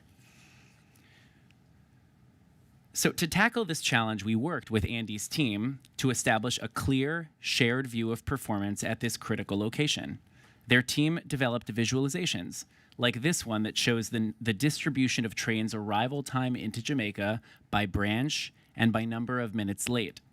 We used these visualizations to identify which trains and branches were most frequently late, the exact time windows and days of week where performance lags, and where missed transfers were most likely to occur. This level of visibility let us focus our efforts where they would actually move the needle. And we did move the needle through several actions, including reallocating run times to better reflect typical operating conditions, refining stopping patterns to reduce congestion and enable parallel moves, focusing on getting trains out of their origins on time so they can reach Jamaica on time, making platform assignment changes, again, to enable more cross-platform transfers, and ensuring the Train Time app shows multiple transfer opportunities and earlier platform assignments. Collectively, this improved transfer satisfaction by 17 points at Jamaica, which we're very proud of. Now, this only worked because of strong cross-functional collaboration. Our scheduling team, our train movement team, engineering, all working off of the same data and the same goals. And it's also a great example of how pairing data and analytics capabilities with operational expertise leads to real improvement for customers. I'll turn it back over to Andy. All right, thank you, Eitan. The Jamaica OTP story Eitan just told is one of my favorites here. It's a really good example. I think the takeaway is you can go from a customer complaint, like a real complaint with service, using internal data, handing that off to the operations, letting them manage intelligently from those insights, and then critically, if we can get the PowerPoint back up. Oh, is it? Sorry, it isn't. Critically, we can then share that once it's on the data lake. We can share it easily with the public through the Open Data program and even make a visual on the metrics site. And you can see here that the Jamaica OTP, of course, did go up, which is probably what solved the customer satisfaction problem. Obviously, more work to do, but it's a good example of kind of going from customer complaint to public transparency and accountability on an important customer-facing topic. The next example was Student Omni. This is a program we rolled out a couple years ago in 2024. We sent out over 600,000 cards to 2,600 New York City schools. It's a huge system. The kids really responded. They used it 35% more than the MetroCard version they had before. Bus fare evasion fell quickly by 4 percentage points because of that. There was a concern, however, and this is where the analytics part comes in, that because the student Omni card was more generous because it gave you a 4th free trip versus the MetroCard version before, that it might be more prone to abuse, right, the fraud, people using it who weren't actually students. This is actually now really easy to track, right? Because we have fact rides built, if you remember that table, we can see where every card is being used. If it's not being used at stations or stops near the school it's assigned to, consistently, that's a problem. And so we actually were very easily able to flag those cards, tell DOE, and in some cases deactivate cards. I think the takeaway from this story is stuff like this is actually pretty easy now, and that as an organization we can have more confidence rolling out new programs because we have these capabilities. We don't need to be as worried about those negative possibilities. Third example is one about device uptime. So of all of our new Omni vending machines in our subway stations, a lot of new devices, it's obviously of interest how well are they working. In this particular case, for this graph, you can see it's a graph of uptime across all those machines. So green is good, that means it's completely working. Yellow, orange, red are some version of not working so well. Maybe they can't accept cash or cards. And then black is not working at all. You can see there's been some success in this lately, going from about 6% out of service in December of last year to half that, 3% now. And that's important for our operations, for our customers. In terms of the analytics of this, we were able to monitor this closely, and I'd say the takeaway from this one is how we're able to work with vendors in our maintenance operations, all looking at the same data, working more hand in hand as opposed to add or remove, so we're all managing things together in the same way. Last example is a very important one for the MTA. It's employee availability. Availability is our kind of internal term for how many days per year an employee comes into work when they are scheduled to come into work. So unpacking that a little bit, everyone's scheduled to work 5 days a week. There are 52 weeks a year, so there's theoretically perfect availability to be 5 times 52, 260 days a year. Nobody actually gets up to 260 because there are holidays and there are vacation and sick and all sorts of reasons somebody wouldn't come in. But when someone doesn't come in on kind of a short-term basis, with little notice, that's an operational issue that people have to fill that job, get that that shift run. It also means that someone is going to probably cover that shift possibly on overtime, which is a financial concern. Longer-term absences, if those start to pile up, basically we're going to result in extra hiring, which is another financial concern. So availability is a very important number to track for our operations and for our finances. It's been estimated that each day improvement in availability would save us $17 million in all those overtime and staffing costs. The trend in availability is a difficult problem for the MTA. Even pre-COVID, the trend was sort of flat or down slightly in terms of availability getting worse. And then with COVID, a lot of things kind of reacted negatively, and availability went down by 10 days on average, which was a big problem. Since then, the trend has been better, and there's been some initiatives like one in workers' comp to handle claims better, and availability has started to improve, which is great. What we've done in terms of the analytics is this problem used to be managed at only a very high level with very aggregate numbers, and it's a very slow-moving number and kind of hard to see what we're trying to do. Is it actually moving the needle? Now we've pulled in all this data to the data lake. There's 1 billion rows of payroll data in the data lake. And you can look at this down to the employee level. Out of curiosity, I looked at my own availability yesterday. I'm somewhere between 216 and 225 over the last few years. I thought it'd be higher, but it's not bad. Anyway, but I think the point is that you can look at the employee level, and so you can look at maybe one group of employees at one bus depot and another and see why they're different. You can see how things are changing over time, different between different trades. You can start to unpack and really manage at a more detailed level this very difficult problem. And we're starting to have some successes, obviously more work to do, but we kind of have the tools in hand now to really understand this problem. Okay, to wrap this up, I asked some folks, some executives around the MTA, how has having this capability changed the way you do your work or that your teams work? I won't read all these, but the themes are obviously making it much easier to access data, easier to collaborate across departments where people have their different data sources. Now they're all looking at the same numbers, and maybe critically easier to track initiatives and how you're succeeding or not to really. Obviously, the point isn't to do analysis, is to have a positive outcome for the MTA and for our customers. And so that's become easier and easier to do. More work to do for me as well, but that's the progress to date. Thank you for the time today, and happy to take any questions. Thank you. Great presentation, and what it reflects is amazing work. This is a capacity that I think this MTA, this board, this leadership team has really tried to make sure we develop to the, as much as possible, and it's made a huge difference. Mr. Chu. I think it's wonderful that we, as an agency, we lead in how we collect and manage data and are putting it to use. And it's a really good thing because I think we're now living in a time where data has never been more valuable because what you could do with it is just goes leaps and bounds seemingly on a daily basis. So I'm wondering, besides being able to do, give a great opportunity for specific managers and all the agencies, their data that which they could draw conclusions from and analyze, on face value. Are we using any deeper analytics available through AI? I think a lot about Renaissance Technologies. I'm not in the Medallion Fund, regrettably, but I think about how they just understand and know patterns. Even with all the tools available, they still do so much better. And I just imagine, I think of things we could pick up. It might be, like ergonomic changes we might make because we pick up across a certain work class, a certain recurring injuries over a career. So I'm just wondering how far can we go with this to just increase efficiency and increase worker availability and satisfaction? Yeah, let me do a little bit of a response to that, but maybe with another discussion. I mean, this setup here allows us to sort of jump into that space a lot more aggressively than we might have been able to otherwise, because, as Andy said, the data is already in one place. It's been cleaned, it's been aggregated, we know what it is. The question as to how we move into AI with that data and what we share is something that we're working out with our IT partners as to which of this data, firstly, how do we keep it safe and make sure it's never in a place that may introduce risk to us or what other folks or other systems may know about our system. So there's a lot of caution that we take about doing that. But we are trying to embrace the opportunities as much as possible to say, how do we spot trends about preventative maintenance in a different way? That's something we can do now as we have more of this data in one place. There are other opportunities with how we use some of the AI coding function to make our work even faster, and how we make some of the folks on Andy's team more nimble, as well as the rest of the IT group, to use those tools to do their work faster, which I think is another productivity lever that we can jump into.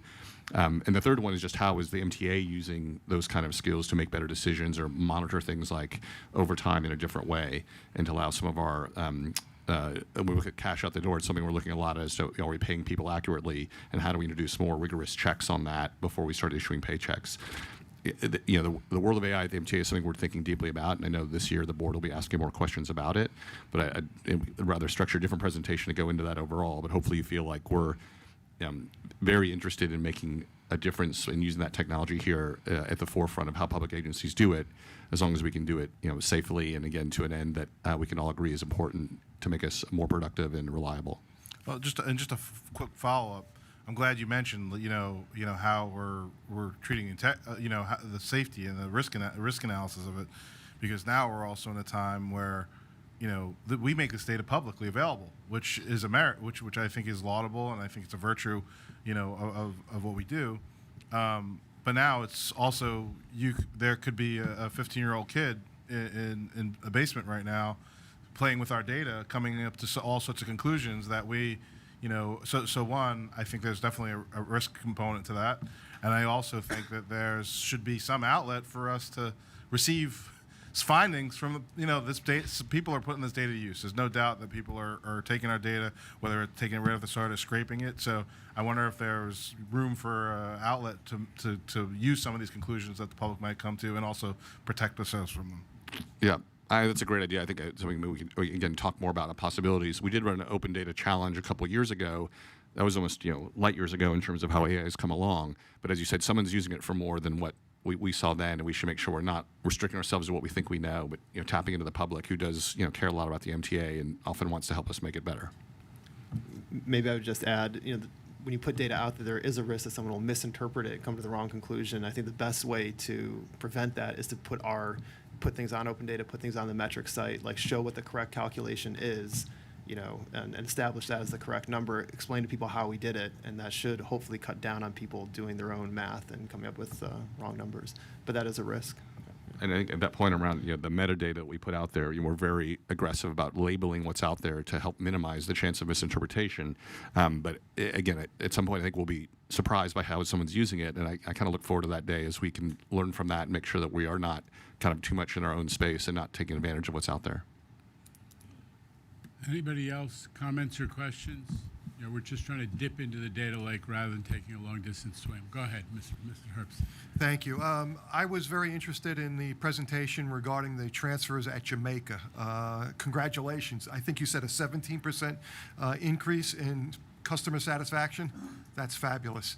Can you tell me some of the results that you've seen as far as what you project or what the recommendations are moving forward, which may be eliminating some of the transfers, have direct routes? You look at the scheduling.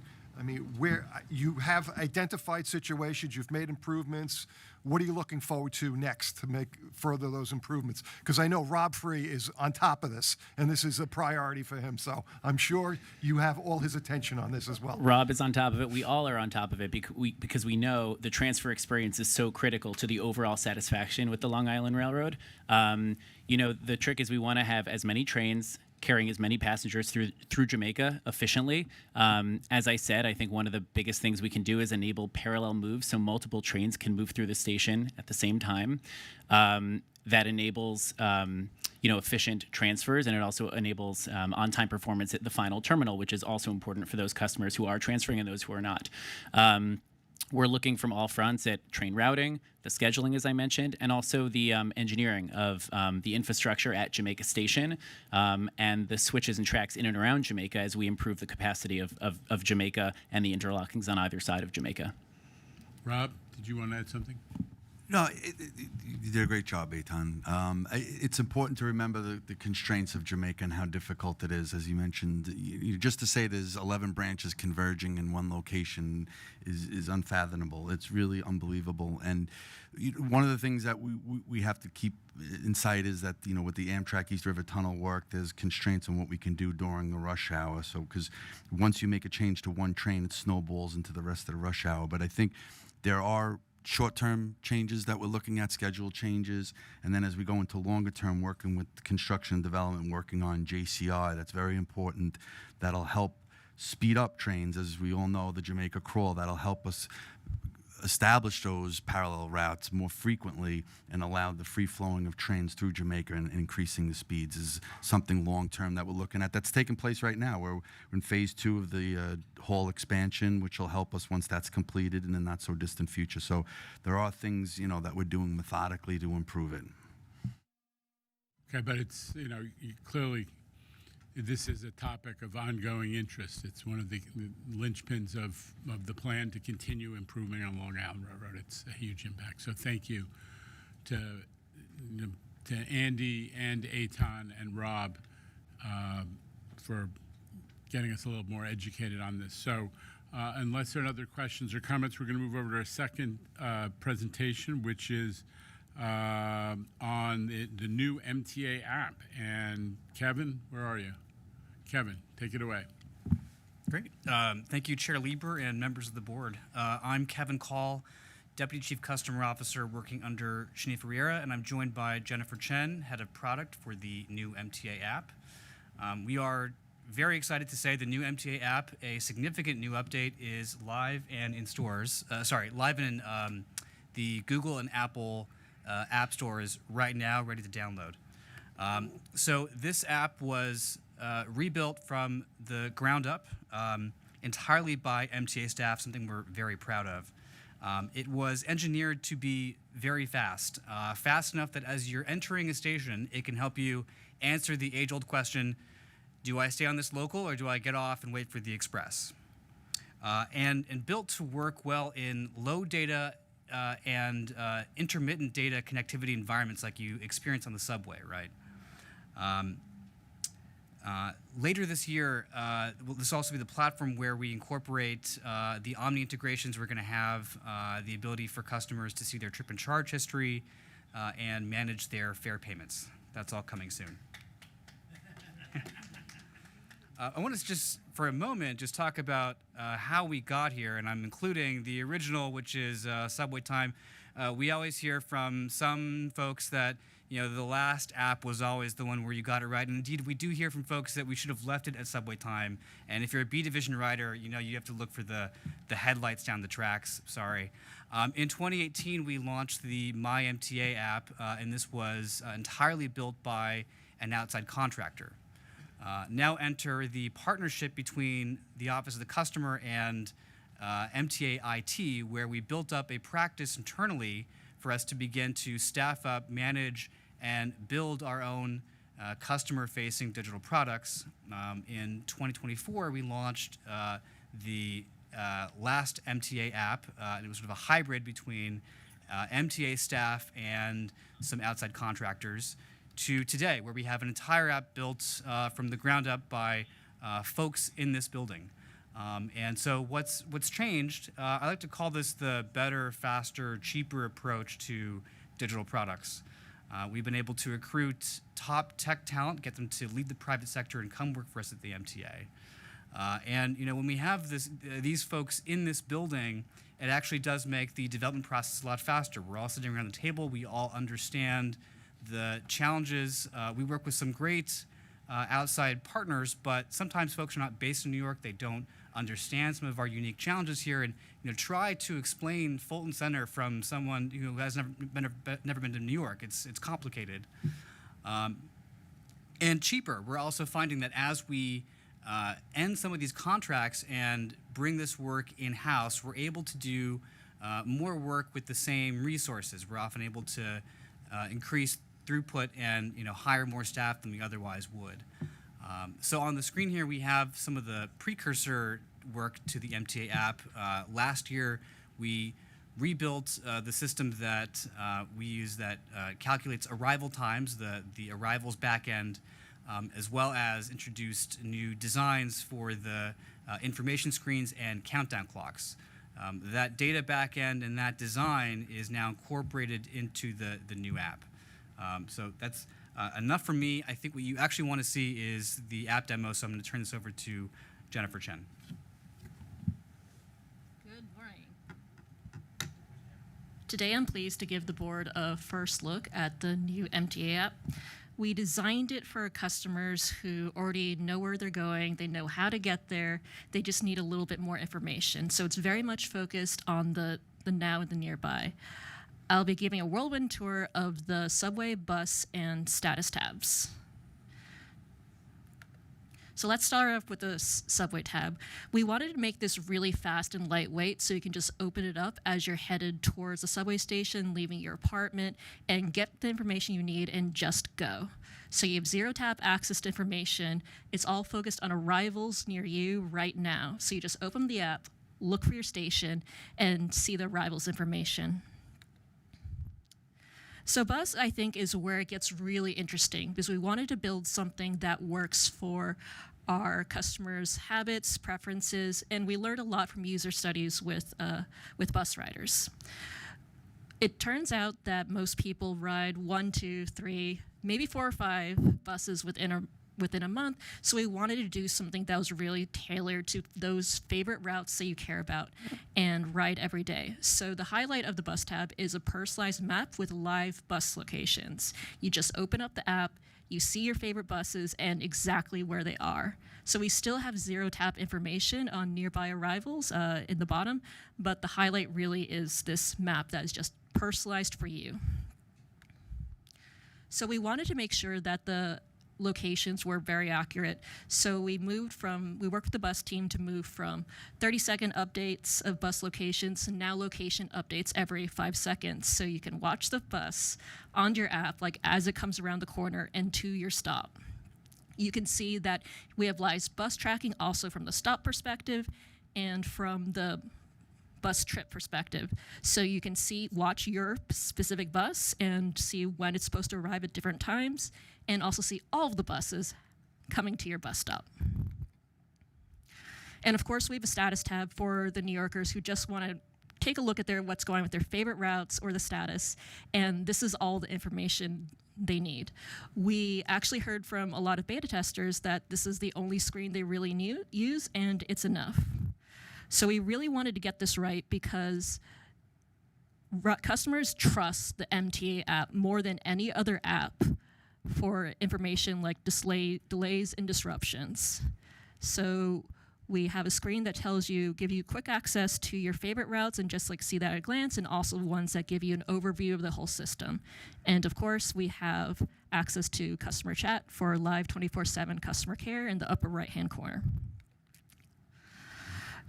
So one thing I want to emphasize is what a privilege it has been to build this app for the MTA for people who live in New York City, because ultimately other apps are built around how do Californians drive in their cars to Lake Tahoe.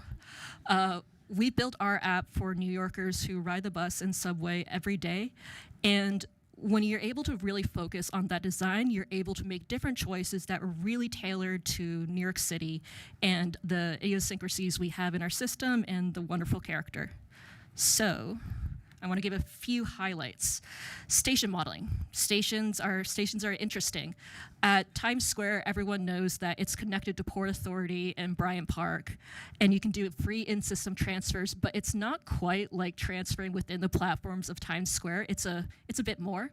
So we wanted to show that the platforms were all connected, that you have the free in-system transfers, but also that it's a little different than just switching between the platforms at Times Square. So we have a little arrow on the platforms that you have to take a bit of a walk to. So you still have access to it, but it's treated a little differently. And at Court Square, you know that the 7 is the elevated line and the G is underground, but this is just something that's nice to get a hint of, to have that reminder, to really feel like it's built for New York. Accessibility mode. It is really important for people to know where the elevators are and where their nearest accessible station is. So we built a first order toggle on the subway home screen to give you quick access to accessible stations, which are really highlighted on the map and give you easy access to seeing what their elevator status is. Transfers. We've already talked a little bit about transfers today, and transfers are a really interesting problem because it's the combination of trying to get that feeling of triumph as you make like a perfectly timed transfer, and also I think the real test of showing that you're a New Yorker who really knows the subway station is if you know where to stand in order to be near your closest like street exit you're trying to get to or to your transfer. So we built a transfer experience that addresses both of these things. We went to all of the stations and mapped all of the platforms to figure out the optimal places to stand. And we also give you, if you see in the middle screenshot, the arrivals at your transfer station in context of your current train that just continually updates, so you can see what are the trains you can make and hopefully make that perfect transfer. On either side, you can see examples of the maps we give to tell you where to stand, to get to the elevators, the street exits, and also to the transfers. It was also really important that as we built for New York City, that we build for all New Yorkers. So the app is available in Spanish, and you can actually switch between English and Spanish in the More tab just to do it on the fly if needed. We also spent time trying to make sure the app looks good in large font because a lot of our writers need that. And we also built a great screener experience for iOS and Android in order to ensure that everyone gets a first-class experience. So I could keep on talking about this app for a really long time and all of the things that we put in there and all of the love the team has put into it and all the little details, but I think it's time for me to turn it over to Kevin to wrap things up. Thank you. So launching today, we'll also have a robust customer education campaign, including video that we're about to play that'll be live in system.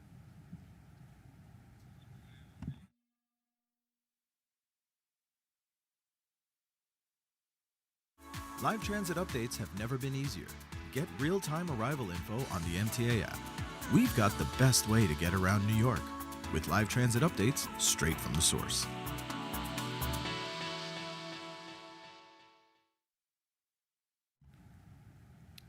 So a few acknowledgements. A lot of teams around the agency helped get this to the finish line. Sorry. So first I want to thank Chair Lieber and Chief Customer Officer Shanifa Riera for their support, CTO Raf Portnoy and Will Fisher of MTA IT, President Critchlow and his team, Tatiana Levina and Rosemary Cosgrave of the Market Research Team, Gene Ribeiro and Sean Field from the marketing team, our thousands of beta testers, and we're joined in the back by members of the digital services team who helped build this app. Just wave to us here. Thank you.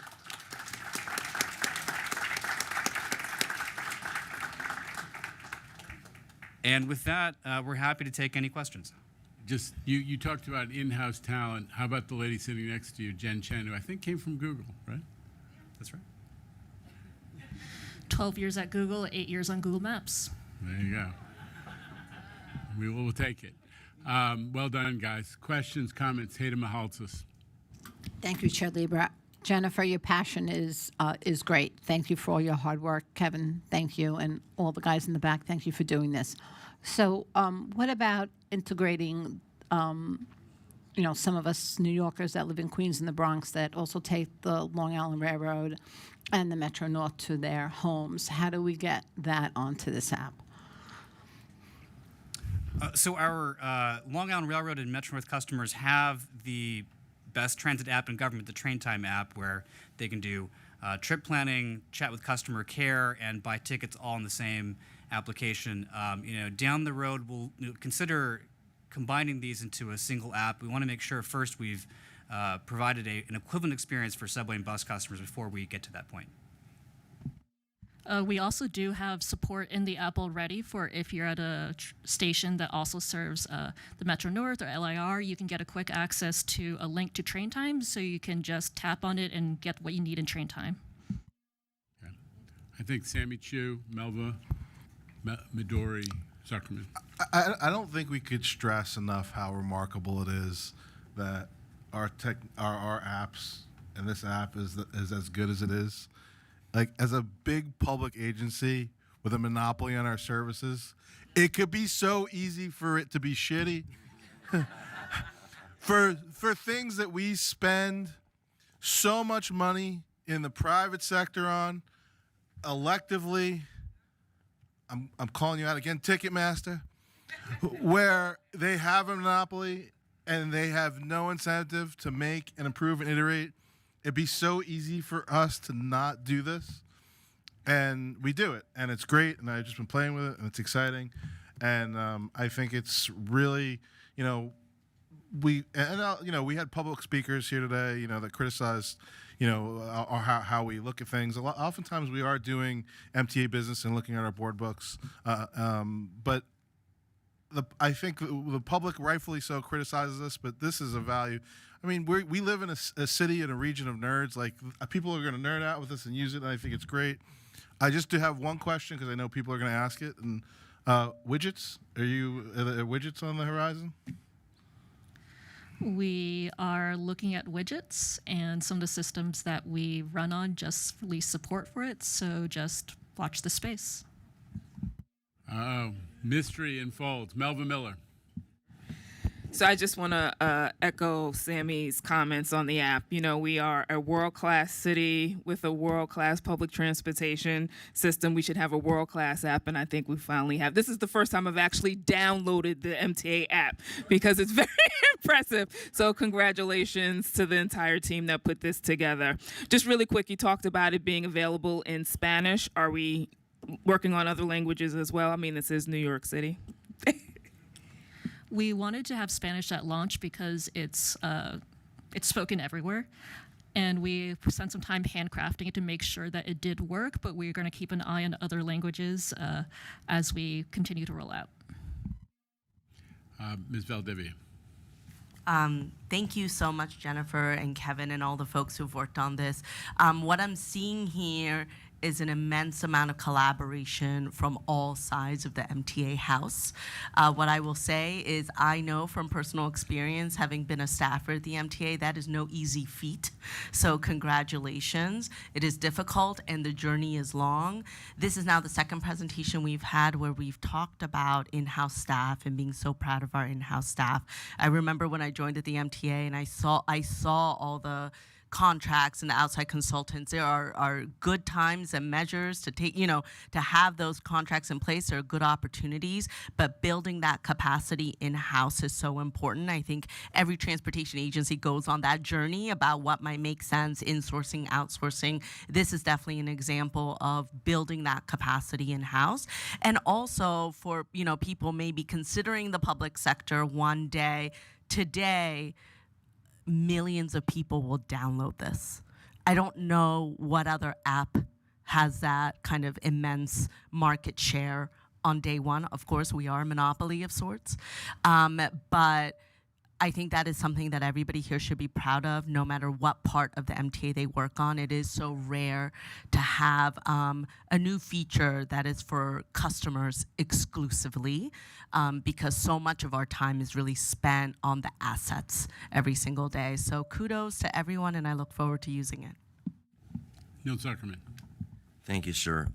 So I've been using this app for several years. I don't know how many, 3 or 4, maybe longer. And I use it for Metro North almost every day, probably more times a day, because you never know. Sometimes we change train times. Sometimes I have a different schedule. And I absolutely have always used it for the I'm on the C, is the A going to be on the other side or not kind of game. What I love that you've done, which is a very private sector activity, is you've effectively updated the app when, at least for this individual user, I didn't know we needed a new app. I didn't know it needed to be updated. So clearly you were ahead of use cases, customer demand, concerns, functionality that didn't exist or was subpar in your view. And to be that far ahead that fast, behind the need, because it wasn't clear there was a need, at least from this individual user, I thank you for that. And that keeps you always ahead. That will keep you ahead of whatever trends, whatever competitive apps. I've historically had used the NYC subway app just for the map. And one day I was heading out to Queens to the Museum of the Moving Image, and I knew you switched the F and the M, but the map hadn't updated the F and the M. So I was up a creek without a paddle kind of situation. So thank you for making me not want to use any other apps besides our own going forward. Well done. Mr. Albert. Hi, Kevin and Jennifer. I've been using it since I became a beta tester, and it has much, much improved. There are still some improvements that I haven't downloaded the very latest because I haven't been shown that it's available yet on the Google Play Store. But if you can now edit your favorites to change the order, that would be great. If the stations allowed you to make your preference as to which direction you would like to see shown rather than the default direction it always shows, that would be great.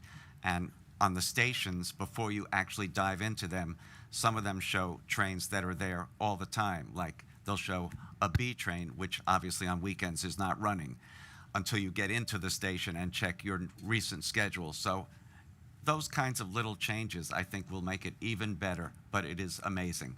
And thank you so much for this app. Okay, the nerding out has begun.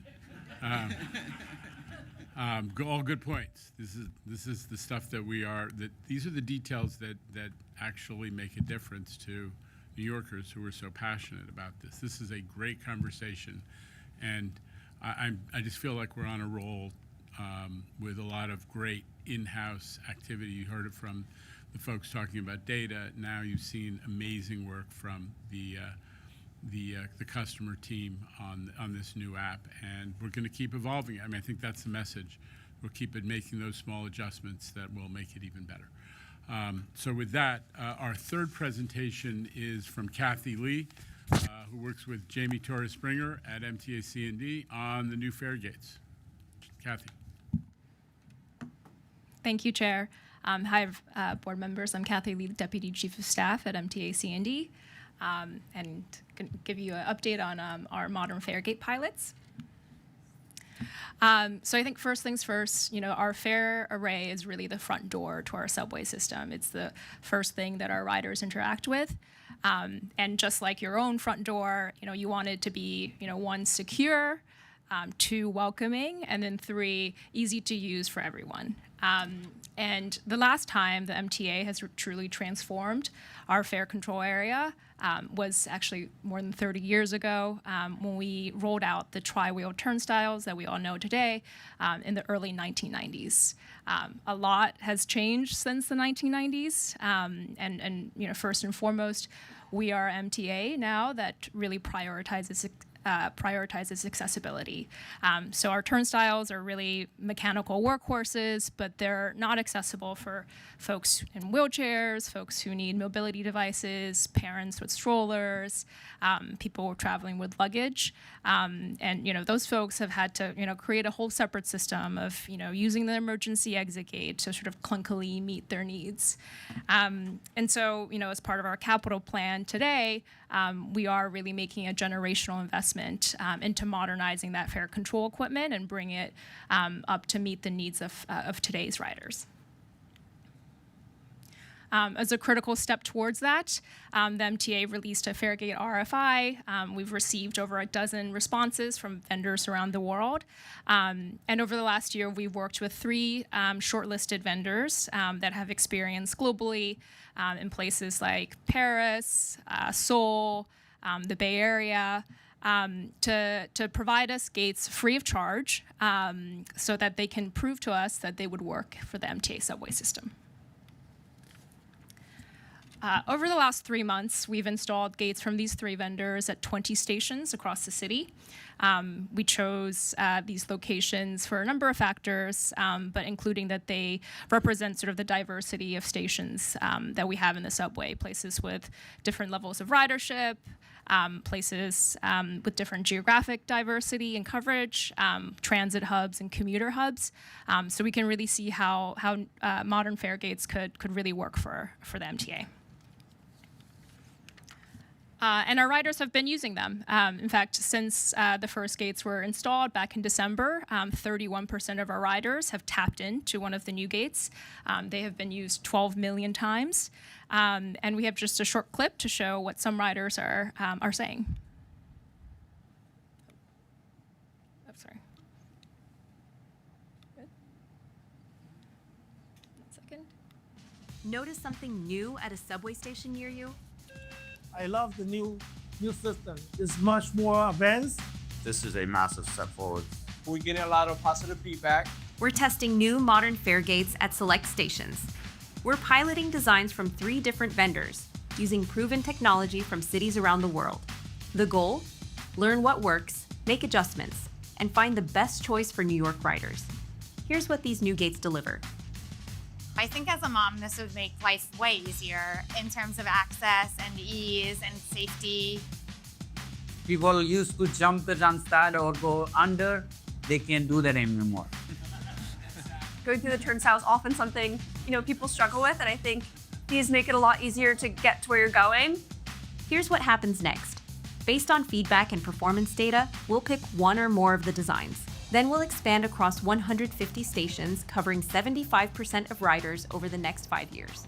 I would love to see something like this in every station. This is about building a system that works better for everyone.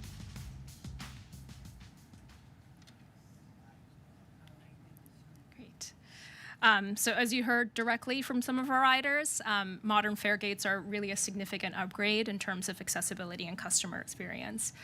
Obviously for folks who need mobility devices or are in wheelchairs, and also for parents who know the sort of awkward dance of having to leave your stroller and your child on one side of the fare array, tap in, and then hope your stroller's still there by the time you reach for it. Or anybody who is trying to lift their heavy luggage over a turnstile arm.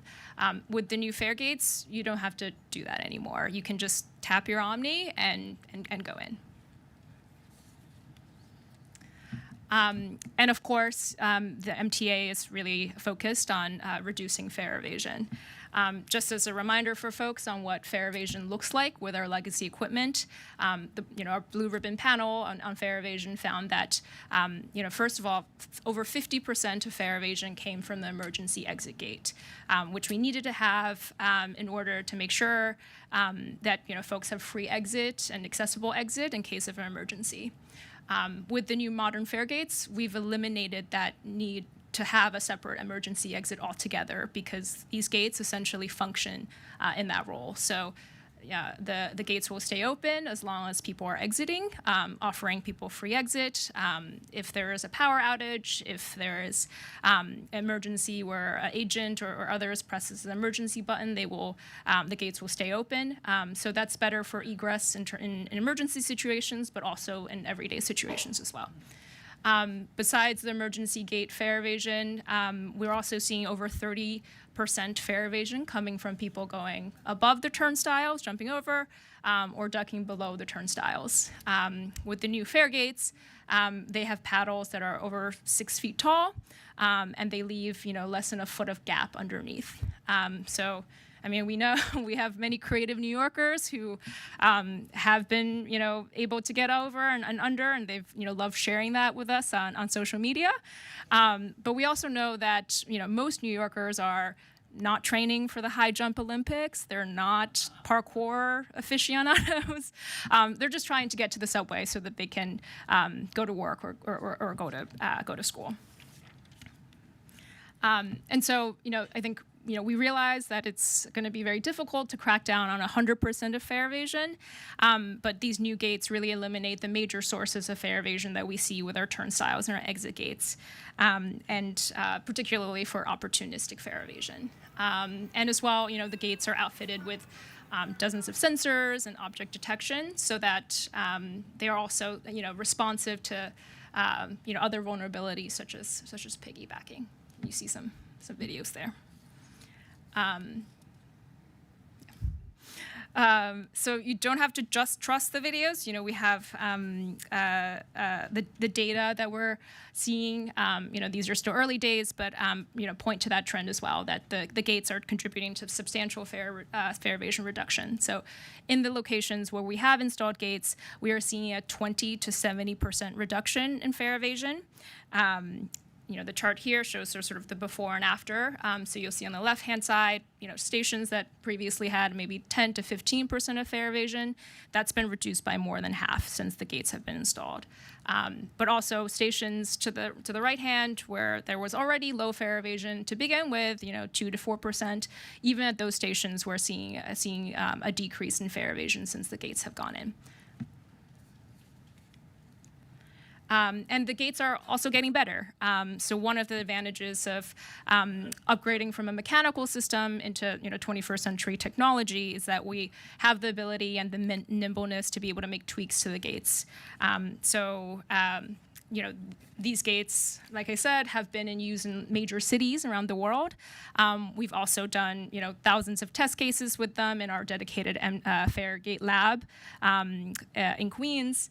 But we're always going to learn new things as they go live. So in the past months and weeks, we've been really listening to feedback from our customers, from our agents, from the back-end data, and making adjustments and improvements, in real time. So some of these changes include, improving vision detection so that the gates can better detect, objects like backpacks or bicycles or luggage. We've also adjusted paddle reactions. So we have, stations where folks said, these paddles are closing too quickly. We've other stations where people have complained these paddles are too slow and they're slowing me down. So we're really working on finding the right balance around that. We've also improved, audio and visual communications from the gates, as well as improved sort of validator response timing as well. So as the gates are, getting better, our riders are also, getting more experience with them. So like any sort of introduction of any new technology, there's going to be a learning curve. And so, we've tried to support our riders in adjusting to this new technology. We have really great customer service agents who are there to help folks that have any kind of questions. We've put out a lot of signage around the stations, and our customers team have made really great educational videos that we posted on social media and other channels to teach folks how to use the gate. So what's next? So like I said, we have these 3 vendors, 3 different gate types at 20 stations across the system.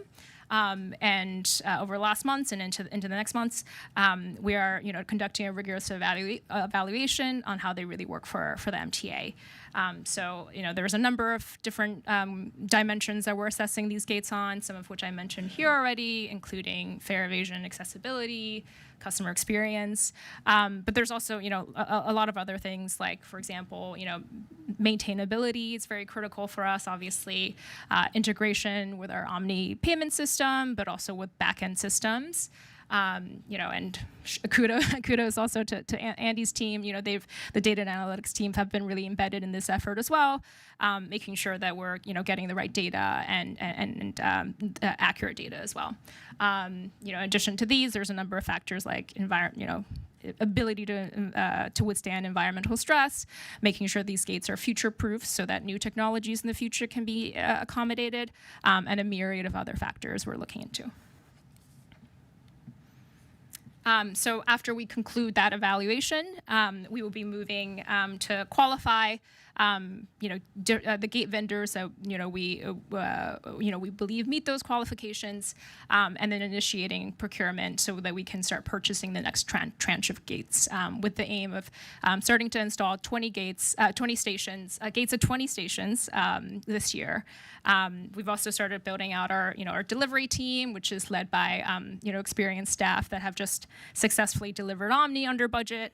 And initiated the process for station selection, design, and packaging for the remainder of the capital program, where we will be installing gates at 150 stations that will serve 75% of our ridership.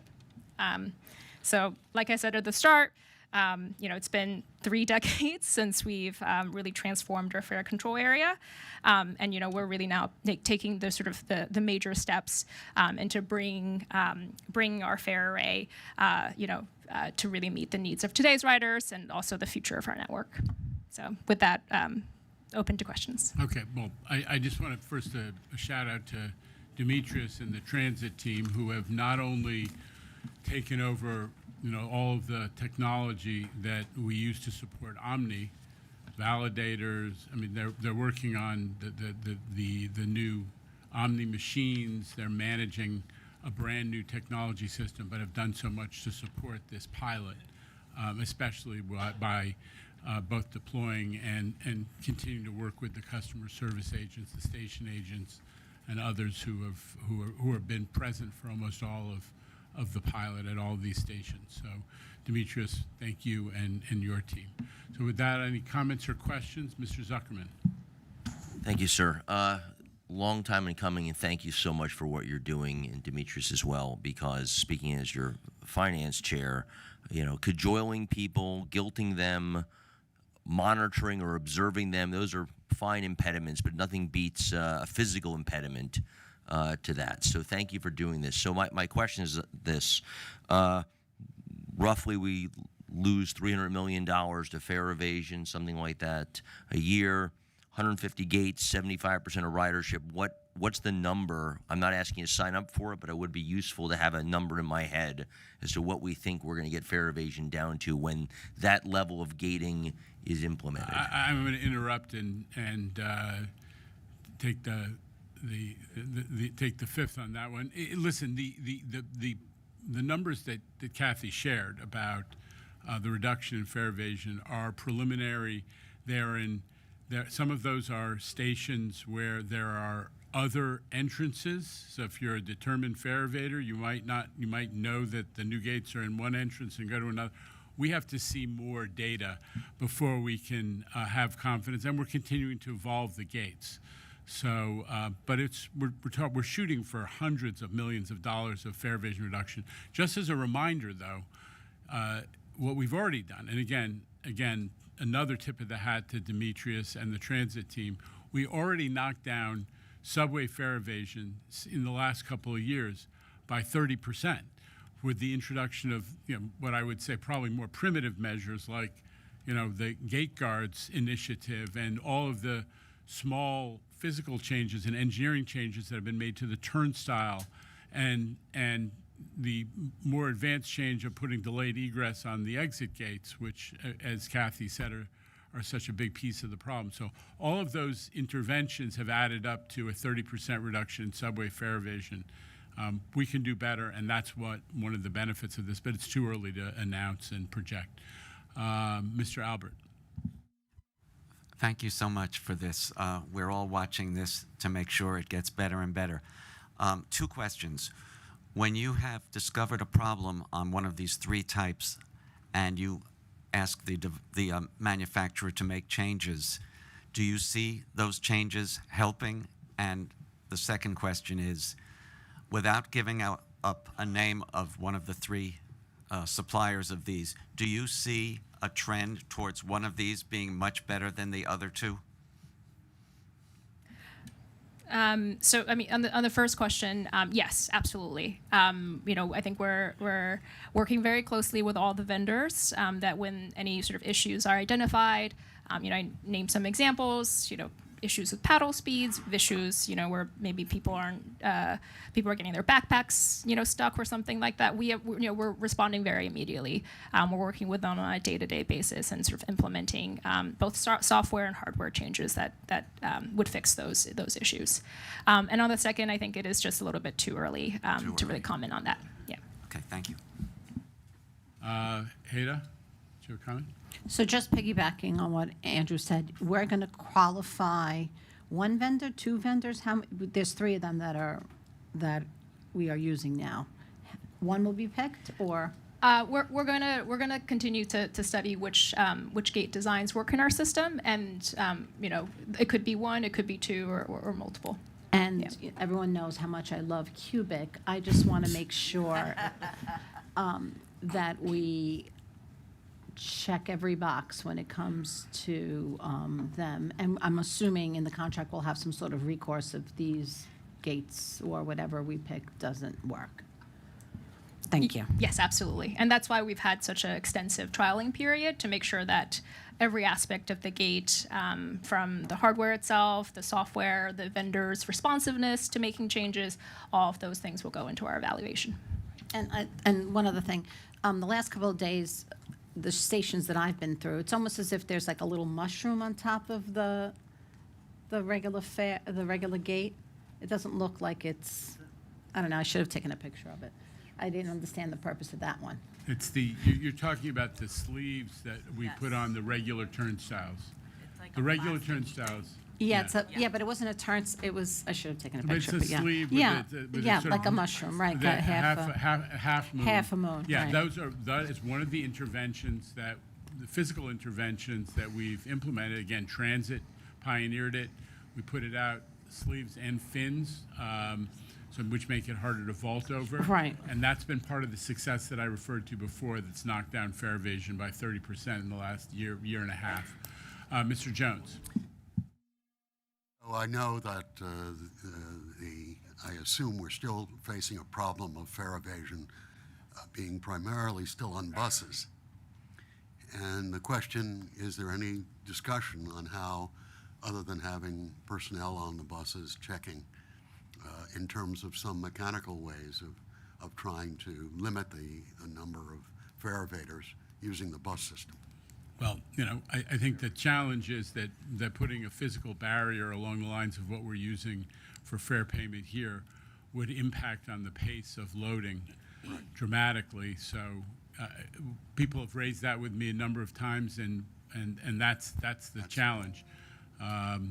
But there's no question that we have to attack the bus fare evasion problem as much while we're trying to preserve and enhance loading and unloading pace. So the good news is that I think that the student Omni has given us a real sense of momentum on bus fare evasion, but we can talk more about it, but we got to make some more progress.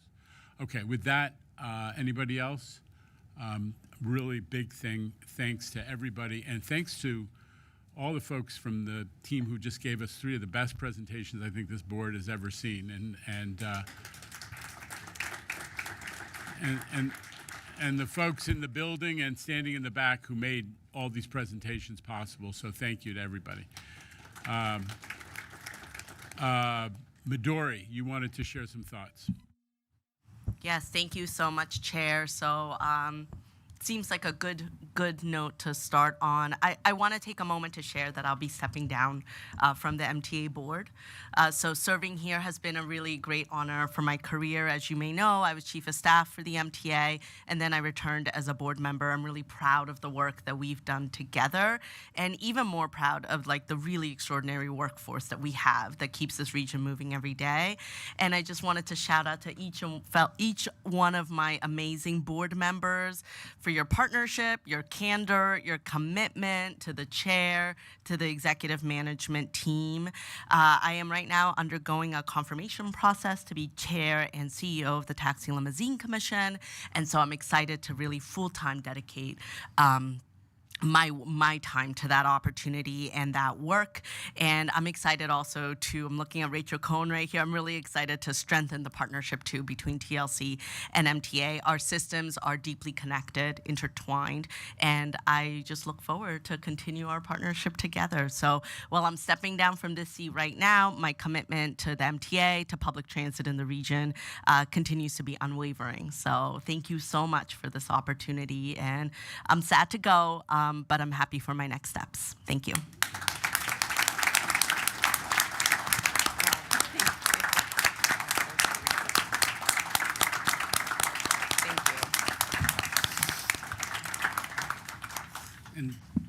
And just because you're,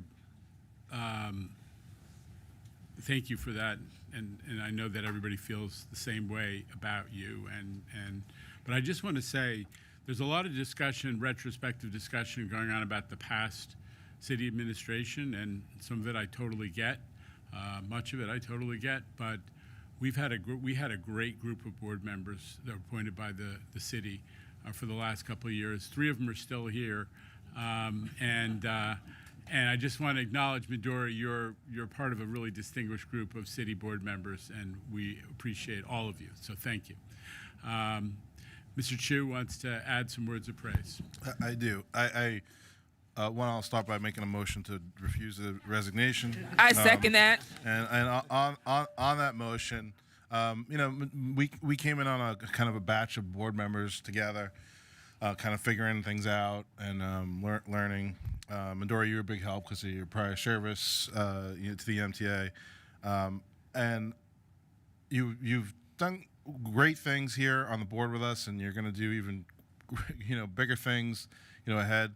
I just want to point out what's always great about Midori, for those who haven't realized it, is she's never afraid to introduce tension. But she does so in a way that's always respectful, and that's really important. Janet, wouldn't you say she has a tendency to introduce tension? She has a very talented way. I've already used the phrase "taking the fifth" once. Because sometimes you require tension for progress, and we came onto the board, and we were dealing with the post COVID budget crisis, where to Janet's point, there could have been a ton of. I really could have blown up between the state reps and city reps, and it was not an easy thing, and not easy conversations, and even with introducing tension, you're always. It's very talented. You introduce tension, but leave space open for conversation. And I can't tell you how many times you've been able to help me see a certain topic or subject matter in a different way, and you'll be missed. I'm guessing it's not the last we're going to hear from you. Thank you, Midori, and best of luck as you take on get some rest. You're taking on an easy gig over there, so enjoy the time off. Lisa Soren. I have nothing good to say about you. On a serious note, you represent the knowledge that I think most of us, I know for me, wish we had. Your talent, your professionalism. One of few ladies on this board who have really shown what women are capable of doing and the knowledge you bring to the board. I know for me, you have been my mentor since I stepped foot here. Your love of my borough, which is huge. I'm gonna have to get a couple of more reps here to start backing up the Bronx. But thank you. Thank you for your friendship. Thank you for your knowledge, your commitment to this board, and for sharing your knowledge. And I wish you nothing but the absolute best, and you will definitely be missed. All right, I'm in the anticlimax business now. So after that, let's turn to our regular board business. We have a quorum. Yes. Okay, we didn't officially acknowledge that. The minutes of the February Joint Committee and Board meeting have been distributed. Corrections or omissions? Mr. Albert. If you have downloaded the book, the main board book, as of this morning, all the corrections have been made. Okay. So in that case, with no further corrections, the minutes are approved as distributed and corrected. TBTA committee, Mr. Chu, I think, was in the chair for that one. The Bridges and Tunnels Committee met Monday and reports the following. The committee seeks approval to award personal service contracts to 4 firms for intelligent transportation system and operations systems consultant design services on an as-needed basis in the aggregate estimated amount of $15 million. The committee discussed the item. However, a quorum of members was not present, and the action is brought to the full board today.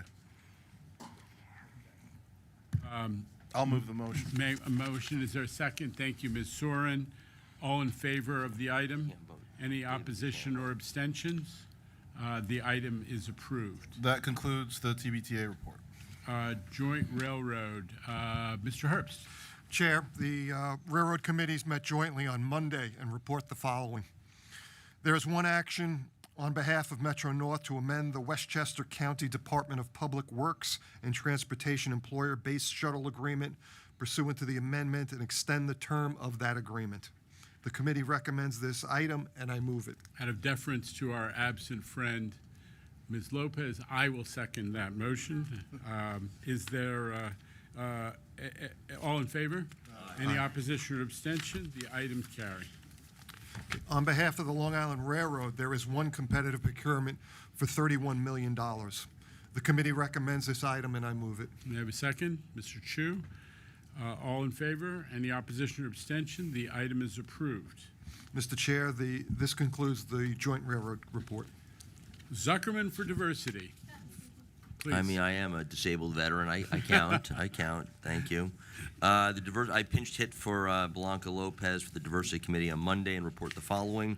We do not have a quorum of members present. Note, we need more board members on the Diversity Committee. And today, the committee seeks approval for the 2026 MTA-wide Title VI program, including service monitoring results and the public participation guide. I'll make the motion to approve. May I have a second? Thank Second. you, Ms. Soren. All in favor? Any opposition or abstention? The item is approved. This concludes the Diversity Committee Thank report. you, Mr. Zuckerman. Transit Committee, Board Member Mahaltzis. Mr. Chair, the New York City Transit Committee has no board items for approval this month. Okay, rare occasion. Thank you, Ms. Mahaltzis. Mr. Gorodnik, Capital Program Committee. report. Capital Program Committee met Monday, reports the following. There are 13 procurement actions for a proposed expenditure of $1.17 billion. The committee recommends these items, and I move them. MTA C&D keeps moving. Second from Mr. Fleischer. All in favor? Any opposition or abstention? The items are approved. Please, okay, please. I would like to abstain from item number 2. Okay, let the record Thank note Mr. Herbst abstains from item number 2. Any further? Mr. Chair, there is one action item on behalf of MTA C&D, MTA, and Metro North Railroad, which seeks board authorization to execute an amendment to the viaduct agreement with J.P. Morgan Chase related to the redevelopment of 270 Park Avenue. Who will move it? Mr. Jones, second.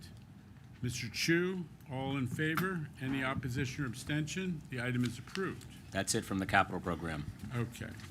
Finance Committee, back to you, Mr. Zuckerman. Thank you, sir. The Finance Committee met Monday and reports the following. There are 2 actions. First, we seek authorization to file with the State of New York the annual MTA All-Agency Procurement Report for calendar year 2025. The second item seeks board approval of the MTA mission statement and authorization to submit the 2025 mission statement measures and performance indicators report to the Independent Authorities Budget Office. Note, this was supposed to be something for governance, but we brought it before Finance as a matter of scheduling. The committee recommends these items, and I move them. I'll second them. All in favor? Any opposition or abstention? The item is carried. We did, actually. All right, the procurement agenda includes 6 procurement actions for a proposed estimated expenditure of $345.8 million. I recuse myself from item F, listing the 50 personal service contracts, because my firm is one of the 50 items. The committee recommends these items, and I move them. Okay. You made a motion, is there a Yes. second? Mr. Herbst again? Just from one of them. You recused, but From I one of need, the I need a 6. motion on the item that Mr. Zuckerman recused on, and Mr. Herbst is second on all of it. All in favor of the whole group? Any opposition or abstention? The items carry. Great, thank you. Moving on to real estate, we have 3 administrative actions for MTA, as well as a transactional real estate item for both Long Island Railroad and Metro North. The committee recommends these items, and I move them. Okay, may I have a second? Ms. Soren, all in favor? Any opposition or abstention? The real estate items also are approved. And that concludes the Finance Committee report. Thank you, sir. Thank you to everybody. I just want to note, because we're in that transitional moment after an election where some folks have to be renominated, and I'm thinking of Mr. Mack, who's sat through this meeting with us, as well as our friend Blanca Lopez and Mr. O'Donnell representing Orange County. We're not in charge of what goes on in the legislature and so on, but they have all been their valued board members, and I just wanted to acknowledge their continued service as that process goes forward. So with that, may I have an item, a motion to adjourn the meeting? So Thank you, moved. Ms. Mahalsa. Second, Mr. Chu. We are in adjournment. Thank you, everybody.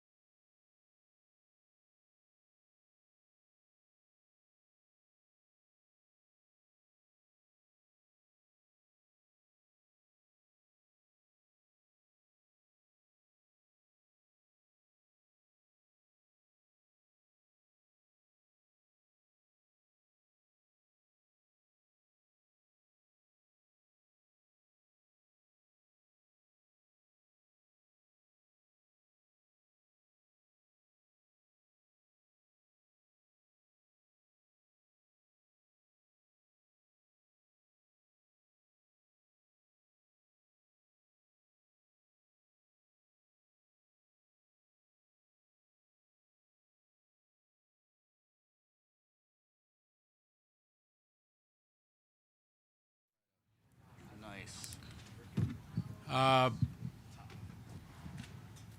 on a personal note, I thought that was about as incredibly terrific board meeting. 3 amazing presentations about data, the new app, and Fairgates, all of which kind of demonstrate this is a first-class organization that's taking on a lot of different issues and making progress. It was also a red letter day because it seems that President Trump agrees with us about the Second Avenue subway in light of his comments yesterday, and we're really hoping that since he does agree that we need to get it done, that he will talk to his folks at US DOT about releasing the money that they've put on, they've frozen now for, it's been 6 months or so. So good day at the MTA.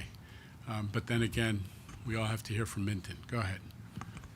Not sure exactly what that means, but let's start the questioning today with Dave Colon from your Streets blog, everybody, America's reporter, Dave Colon. America? No, America's sweetheart. Oh. America's sweetheart. I love hearing from Tim. I don't know what your deal is. You're trying to undermine. You hate hearing from us. And I'm going to do my best to make that true here. I wanted to ask you about the Queens Link. There was a study that came out last night or today from the reporters of that project, and they have a pretty high ridership number, 75,000 riders per day. That differs a lot from the previous MTA 20-year needs assessment. I think that topped out about 39,000 rides per day. This is another instance. There was a first study of this, the cost was much larger than what they had predicted in their own study. Why is there always such a gulf between what the MTA says is going to happen with this and what the supporters of this say is going to happen? Is somebody fudging with the numbers here? Listen, I'm not accusing anybody of anything, but it's hardly a shock that advocates for a particular project might do an analysis of its potential benefits and its costs that's slightly different. Listen, there was a first-class analysis done by MTA C&D as part of its 20-year needs assessment. We're going to look at what the advocates for this particular project have put together. We're pros. Jamie runs a great operation, and look at whether we can learn anything from the new analysis that they're offering up. On the cost issue, their old analysis, if I recall correctly, did not have soft costs. It only had hard costs in it. And if you're looking at a true project cost, it includes all kinds of things that are not in the hard construction costs. But whatever the issue is, we're going to look at the numbers and take them into account. But very, very confident in the extremely detailed analysis that was done of all the projects reflected in that comparative evaluation piece of the 20-year needs assessment. Dave, you read all this stuff, so you know what I'm talking about. I'm very confident in our team, but we're going to review and take into consideration the work they've done. In fairness, I think the approach that they're taking is legit. They're trying to argue for their project using, cost and cost-benefit type analysis, time savings, and so on, and we're going to look at it. And I just wanted to ask you real quick about open gangway cars in the R268 order. I was reading in some of my colleagues' stories, the MTA is looking at about up to 60% of the order is going to be open gangway for this. I am curious if you're worried that because of how long these cars are going to be around, because of the size of this order, if you do see that open gangway cars are doing great, is the MTA going to be a little bit behind having old cars that don't do exactly the job that you want for the non-open gangway cars? Is there a reason that this wouldn't be more than 60% of the train order that comes in with this new batch of cars? Well, number one, we're still in the, I would say, early days, but we're still in the process of evaluating the open gangway cars from an operational standpoint, but also from a maintenance standpoint. How much what are the maintenance activities that have to take place when you have an open gangway car that are different from the more conventional closed-end cars? So it's early days in that analysis. There are a lot of differences in how the maintenance has to take place. It has to do with technical stuff about where you can, how you can elevate open gangway cars in order to get, to get access to them underneath. What are the parts that are required? How long those parts will last? What's their cycle of replacement? That work is still underway, and that's going to be, as we get further into that, that's going to be the basis for determining how many open gangway versus closed-end cars that we get done, as well as the realities of how passengers take advantage of the openness and in order to spread themselves out, what the capacity benefits are, and other variables that we all know. So that's where we are in the process, and the pros are looking at all that, and they're going to continue to look at that right up to the time we need to make those decisions. All right, next up is Stefanos Chen from the New York Times. Hi, Jano. Two things. The first, just to piggyback off the open gangway question, why was up to 60% determined as the share that might be open gangway? And could you give a better sense of what range we might end up with? I think that without getting into all the details, but you have to remember, guys, that we have, guys, gals, everybody, that we have, a lot of our decisions about cars have to be based on where we have the capacity to maintain cars and where are we going to do the work on them and what lines are they going to go on, which have access to what shops and yards. It's a little technical. So I would say that without saying that that is the major issue, it's one of many issues, Steph, that shape that. There are a lot of other issues that are going to go into the decision. Dee, is there anything you would like to add to this? There are a range of different issues, but where you're going to maintain them, where you have capacity to maintain that particular type of car, what kind of parts it will need, what kind of expertise in maintenance it will need, are all major factors in determining how many of them we buy, along with, the performance in service. And just a quick other one, unrelated. In terms of the fare gates and the pilot ongoing, there have been some cases of folks being injured and then threatening to sue. Is there anything that you guys are staring at currently in terms of litigation, or are you preparing for any sort of litigation in some of those cases? Listen, we not a secret to this group, the MTA gets sued every day, all day. But in this case, what we've said from the beginning is these are pilots.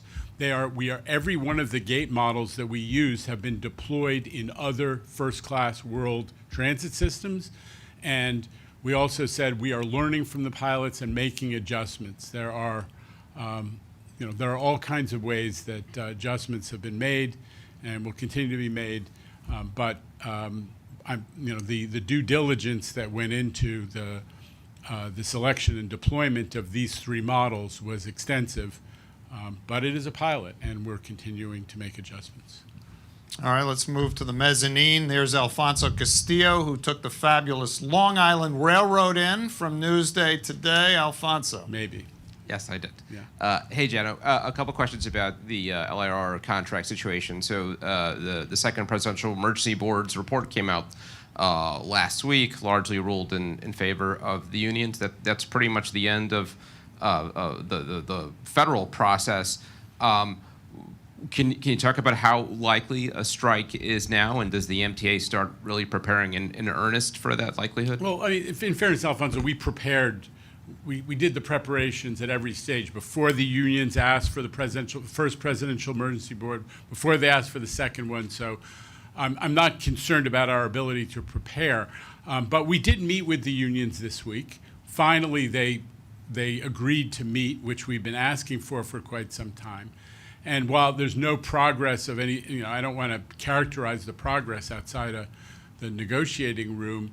I will say this, is what we conveyed to them is, look, it is insane for a 3-day strike will waste big money. You guys are fighting for money for your members.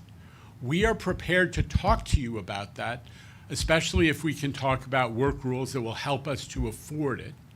But it is insane for us to have a strike, not just because of the harm it does to Long Islanders and to their economy, but because 3 days of a strike will wipe out 1.1% of wage raises that you are fighting for. The nurses just finished a strike, and they had it for several weeks. And it's no secret that a lot of people lost the value of several years of wage increases because of the duration of the strike. So what we said to them is, look out for your members. We understand you're fighting for value, for compensation, but let's sit down and figure out how do we give you a little bit more money than maybe the pattern increases and offset it with some productivity improvements. But a strike that's, that wastes big money for your members is not in anybody's interest. It's against both of our interests, just flushing money down the toilet. So let's get to the table and have serious discussions. That's the message that we gave them, and we're going to continue. As a follow-up to that, now that two presidential emergency boards have ruled in unions' favor, can you talk about what that does in terms of the MTA's leverage? Does it make it more difficult to argue your side of it when? I think you saw our response, Alfonso, which is that these were two Trump-appointed PEBs. It was a shock given all of the precedents that these unions were released from mediation because they had heretofore not really bargained, which is always a precedent in the past. And we saw, again, a Trump-appointed board that, because of the nature of the process, felt constrained to give the answer that they did. But we are in the same position that we have always been, which you just heard from me. I'm not going to go over it again, which is we're ready to talk about wage increases, even above those that were provided in the pattern agreement, which we are still trying to adhere to because we have to. But we need to have a serious discussion of how, figuring out how to pay for them through collaborative productivity improvements, which are very achievable, but we need to start nailing them down to avoid a strike that wastes money for the members they're allegedly fighting for. All right, let's keep the focus on Long Island. Rob Freely. Sorry. Hi, Alfonso. I think it's important to realize too on the rules of the PEB, right? The last PEB had to be determined based on the presentations that each side gave. It wasn't that each side, they said one was, the right way to go or anything like that. They had to base their judgment what they felt was the most fair. But it's important, if you read it, they also did cite that work rules were out there, and it was a good idea to talk about a couple of the work rules. They couldn't implement that into their decision because it was just based solely what was presented. But they did cite that there were work rules that we should discuss. So it's not, they weren't oblivious to the fact that work rules don't need to be discussed. They agreed that at some point they do. All right, let's just stay with the focus on Long Island. There's Kevin Vesey from News 12 Long Island. All right. Kevin. Thank you so much. So just on the work rules, the unions have said that they prefer to discuss the work rules for the next contract, not this one. So is there willingness on the part of the MTA to postpone that until then? Also, just as a point of clarification, you said that you spoke this week. Are you referring to the bargaining session that happened on Friday, or was there another one? Is there another bargaining session scheduled? Friday. No, it was Friday. Okay, yes. thank you. You got it right. Yep. Is there another bargaining session scheduled, and if so, when? And then also, I know I'm throwing a lot at you. What might the contingency plan look like in case there were a strike? Would it be the same as the one we saw in the fall, or would it be different? Well, I mean, we never had to implement one in the fall, but I think it's not dissimilar from. Listen, we're in a different world, and the New Jersey strike showed that, which is that people have the capacity to remote work to a great extent. There's no secret that the MTA is determined to be able to provide transit to essential workers, people who have to show up in person, and we did that during the snowstorms, and we will do it again if there is a strike. So that's our priority, is essential workers, and they are so important to our economy, and frankly, we owe it to them to make sure they can get to and from if there is, in fact, a strike, and we're planning for that. No, we haven't had another bargaining session, although we would like to, and especially need the folks to say, we'll talk about work rules now. The public is expecting all of us to, it's not a secret. The public wants part of affordability, and the governor's talked about it again and again and again, is getting the same or better service out of government without pouring money down the drain and paying people wastefully just because they drove a diesel train as well as an electric train on a single day outrages the public, and it is a waste of public resources. It doesn't really help anybody except, a few people who sit in a crew room most of the time and don't get used because the management's trying to avoid double paying them for a single day. And if management has to pay another person to move the train around in a yard, so we don't pay them 3 times for a single day, as if they'd worked for 3 days, that's more waste. And it outrages the public, and we owe it to the public, again, in the spirit of the governor's priority on affordability, to deliver the same or better service without pouring money down the drain. And these work rules are just pouring money down the drain. That's why they have to be dealt with now. All right, let's go to Samantha Liebman right here from New York One. Sam. Hi, Jano. So when you heard what our reporter at Spectrum News asked the president yesterday, we have to acknowledge that, what was your reaction? Have you talked to anyone at USDOT or the White House since then? No, I haven't. I was glad that that Spectrum had a reporter on the scene to ask the question asked the president that question, and it elicited the response I think we all want to hear, which is President Trump recognizes the Second Avenue subway's got to get done, and he should just, contact Sean Patrick Duffy, the Secretary of USDOT, and let him know that the time for playing games and coming up with pretend excuses for withholding the money is, ought to be over. And one more question about the app. Could someone just explain what's different between this new app and the old app, and what are some of the features that people may really like about We're it? going to invite Kevin Call and his sidekick, Jen Chen, if she's nearby, to answer your question. Where is Jen? Jen Chen? Hey, Samantha. So this app was redesigned from the ground up, and the most striking thing about it, the clean new UI, and the incredible speed with which it loads. It's very fast, and quite a bit of engineering work went into that. There's a special focus on subways and buses, and new to this is also you can see, if you open up an individual trip, you can see recommended where to transfer, where to stand on a platform, where to get off, the location of exits, and anything you want to add? Yeah, but the biggest sell, though, is that it is incredibly fast. So if you say, can you input data into it and say, I want to get out at like the Willoughby Avenue exit at Metro Tech versus the one that's mid-block? Will it tell you what car you need to stand in at the stop that you're at? That's right. You'd open it up and you'd see a diagram of which car we recommend you stand in.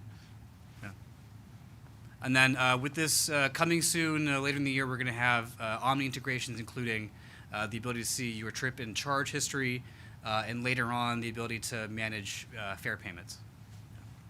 All right, exciting news there. Let's go to Michelle Caskey over in the Hudson Pavilion from Bloomberg News. Just to underscore something you heard from us, we love that we did this in-house, and we steal people from Google to fix the MTA app for New Yorkers. That's a point of pride. Michelle. Hi, thanks. So I have a couple questions that maybe might be for Jay, but to start off with the FEMA money, just wanted to get a little bit more detail on that. I mean, do you actually have the full $600 million? The state of New York today? has it, and it's the bureaucratic transactions are underway to move it to MTA. But it's at the state It's level. at the state level, right? Yeah. And Jay, I think it was during I Monday's. can answer most of these questions if you Oh, sorry, ask go them ahead. to me. Yeah. Chair Lieber. Yeah, all right. You know, that, I it's nice to believe- hear that phrase used once in a while. I believe that your CFO the other day mentioned that 492 million, MTA would be getting 492 million of that FEMA money in the next 90 days. I just want to make sure I heard that correctly. That is correct. And then my next question is about debt service. In the past, the MTA has talked about how if it had to I surrender. Come on up. If it had to Jay Patel, everybody. if it had to delay selling congestion pricing bonds for a bit, that there's a risk that debt service would need to increase by maybe even as much as $300 million a year, because you'd have to tap into the fare box revenue bonds. You'd have to be using those sooner than you'd prefer to. So are we at that point? Has debt service increased at all because you've had to use other means of borrowing? Where sort of we at in that cycle? Thank you for the question, Michelle. We haven't had to borrow the additional money because we've been working with C&D to make sure that we are advancing projects at the pace that we can use the PAYGO dollars, and that we have short-term bans issued already, and we also have a loan. So we have about $1.5 to $1.7 billion of short-term bans that are backed by congestion pricing, and so we've been using PAYGO and other funds to do that. As you've heard me say before, we'll issue congestion revenue bonds when the time is appropriate and when the revenues are seasoned and any of the litigation is past us. And so far, to pay off some of the short-term borrowing that you've done, have you been using PAYGO? You're meaning straight from the congestion pricing revenue that you've been collecting? Yes. And what about the bank loan that's due May 1st? Any plans for that? We are in the process of upping that loan again, and so we'll be borrowing another $500 million for that. Extending the loan Extending again, the loan, yes. Rather than paying it off on May 1st. Well, it's mechanics, but I can go offline and have a discussion about the details. Okay, thanks. All right, let's move on to Haley Brown of the New York Post. So on the modern fare gates, and I have a second question, just a clarification on something you said earlier. Only 1 week of data was included in that chart that Kathy Lee showed for how effective the modern fare gates are, but the pilot's been going on for more than 3 months. Why did you guys only include that 1 week, and will you share the rest of the data? You want to? Who's able to answer that? Jamie, you want to?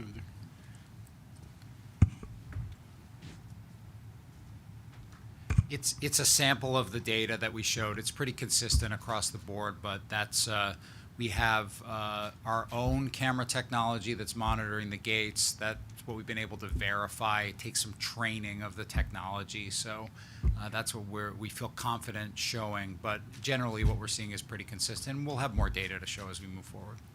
And then just a clarification, I didn't understand your answer to a previous question. So has anyone filed lawsuits or legal claims against the MTA related to the new modern fare gates? I read in your newspaper at least one case where they did, but I don't know how many lawsuits have been filed. Is Paige here? Do you want to answer that? Paige Graves, ladies and gentlemen, the General Counsel of the MTA.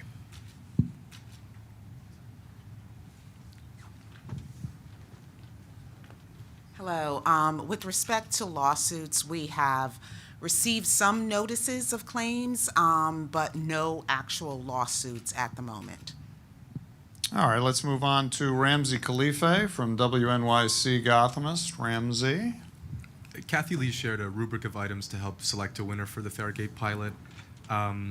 Will there be, for example, a priority for certain data points over others, like fare evasion? Is that more of a priority over accessibility? Is that one way the MTA is thinking about selecting a winner?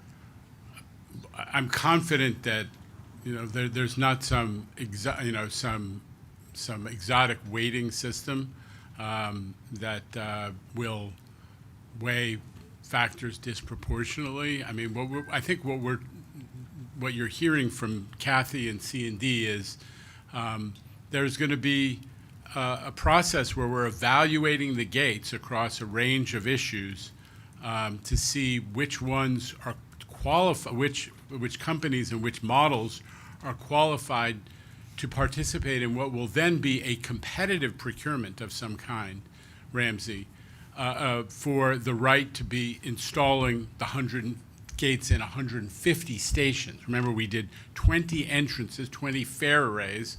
Now we're going to be bidding, and it may be, more than, it's going to be more than one company. Depending on the outcome of that evaluation, it could be one company, it could be 3 or 2, but we're going to do a bidding process that will, in addition, that's the price of admission, is you have to pass the certification standards of this evaluation, and then you're going to be in a bidding process that includes what's the price, and that will also obviously weigh heavily.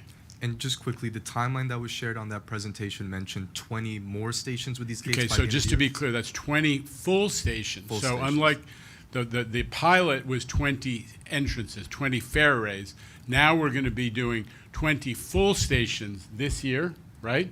And then, but that's going to be the first 20 of the 150 that will be, that will be completed by the end of the capital program. And those will be the same stations that have at least partial. Some may be the same, and some it will not be at all automatically the same 20 stations that have the 20 entrances. It's going to be a different mix, but it may include some of the stations that already have the initial pilot entrances. Okay, Is thank that you. clear? Yeah. Okay. All right, let's go one seat over to Ethan Stark Miller, representing AM New York, Schneps Media. Ethan? Hey, Jano. Going off of that question, so will those 20 stations that are getting the fare arrays at all entrances, are those going to be a mix of the 3, or are those just going to be the one that's going to No, I think be chosen? so let me just make it clear, because I thought I did. I'll do it again. It may be one of the 3, it may be 2 of the 3, or it may be 3 of the 3. It all depends on what is in effect the ticket to entry in the competition, which is an evaluation of your performance or their model's performance and their company's performance during the pilot. So that evaluation will take place, and then we will have an economic competitive process to determine who gets the 150 stations. It may be 1, maybe 2, and maybe 3. And those 20 are part of that process? Again, the 20 new 20 what I mean, full yeah. stations are part of the 150, yes. Got it. Okay. All right, Jose Martin. Second question. Sorry. This will be your third question. No, that was a clarification. Real quick, just wondering about the data that was presented during the slideshow. It was 7 stations, I believe, and none of those were identified, or which fare gates were being tested were identified. Could you give any more detail on? Why don't we take that one offline afterwards? Because I don't want to continue this ad infinitum. We'll get Jamie will answer the question.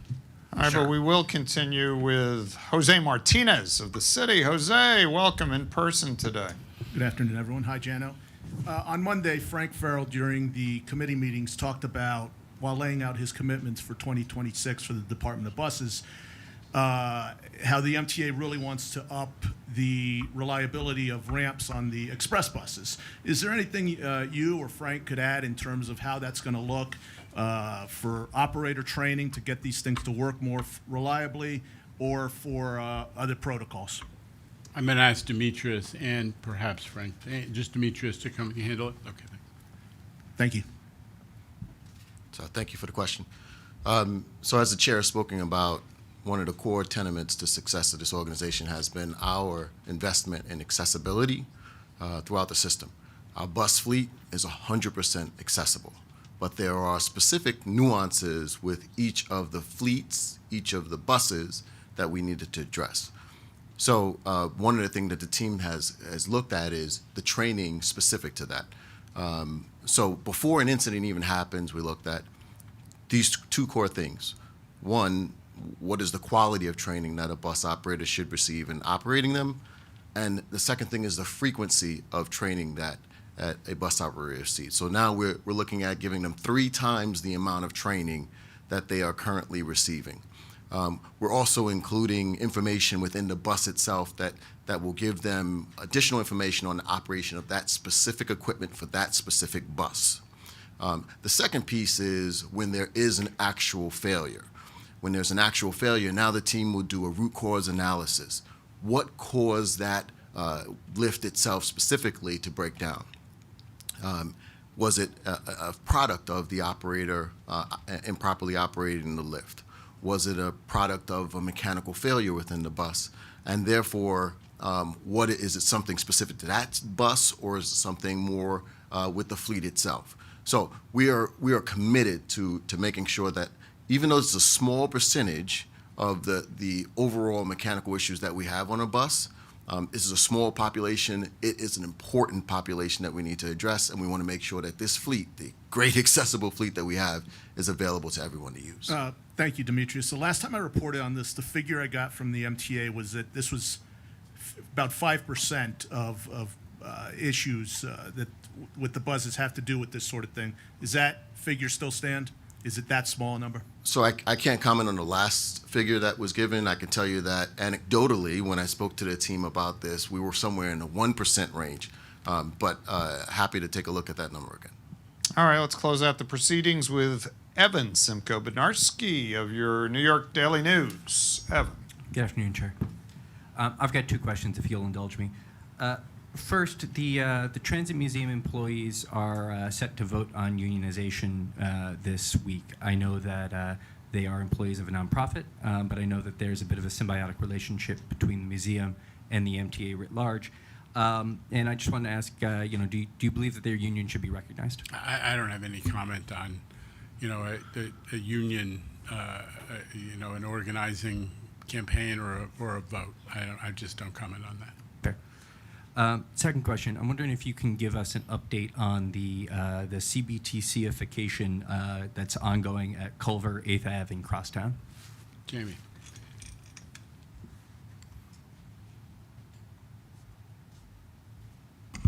Just on those 3 specific lines. So the Culver line, the F and the G is complete, running on CBTC. We're seeing good results, improvements on reliability and on speed. On that line. Crosstown and 8th Avenue are both underway. We're getting pretty excited about 8th Avenue. We're in the process of what we call cutting over the specific interlockings, and have had a number of weekends where that work has been getting done. A little bit disrupted by weather, but proceeding well. And then Crosstown also. The work is continuing. The Signals and Train Control Business Unit will be updating the Capital Program Committee in the next couple of months with more details. I just add for you, because Evan, you know this stuff. Like, you got CBTC pretty far along on Culver, which is the Brooklyn portion of the F train. You have it on Queens Boulevard line, and that's why the 6th Avenue. Manhattan section, the modern signaling project, which Jamie is literally going to award when? It's going to be awarded this year, is so important because it will complete, the whole F train and other lines as well. Yeah, we had a discussion about this yesterday. The DeKalb interlocking, which is so complicated, is also scheduled to be included in that the Manhattan piece of the 6th Avenue line. The Brooklyn side, there's a lot of work on the Brooklyn side of the Manhattan Bridge. That interlocking is a huge bottleneck, and consistent with some work that's being planned for throughout the 2025 to 29 plan.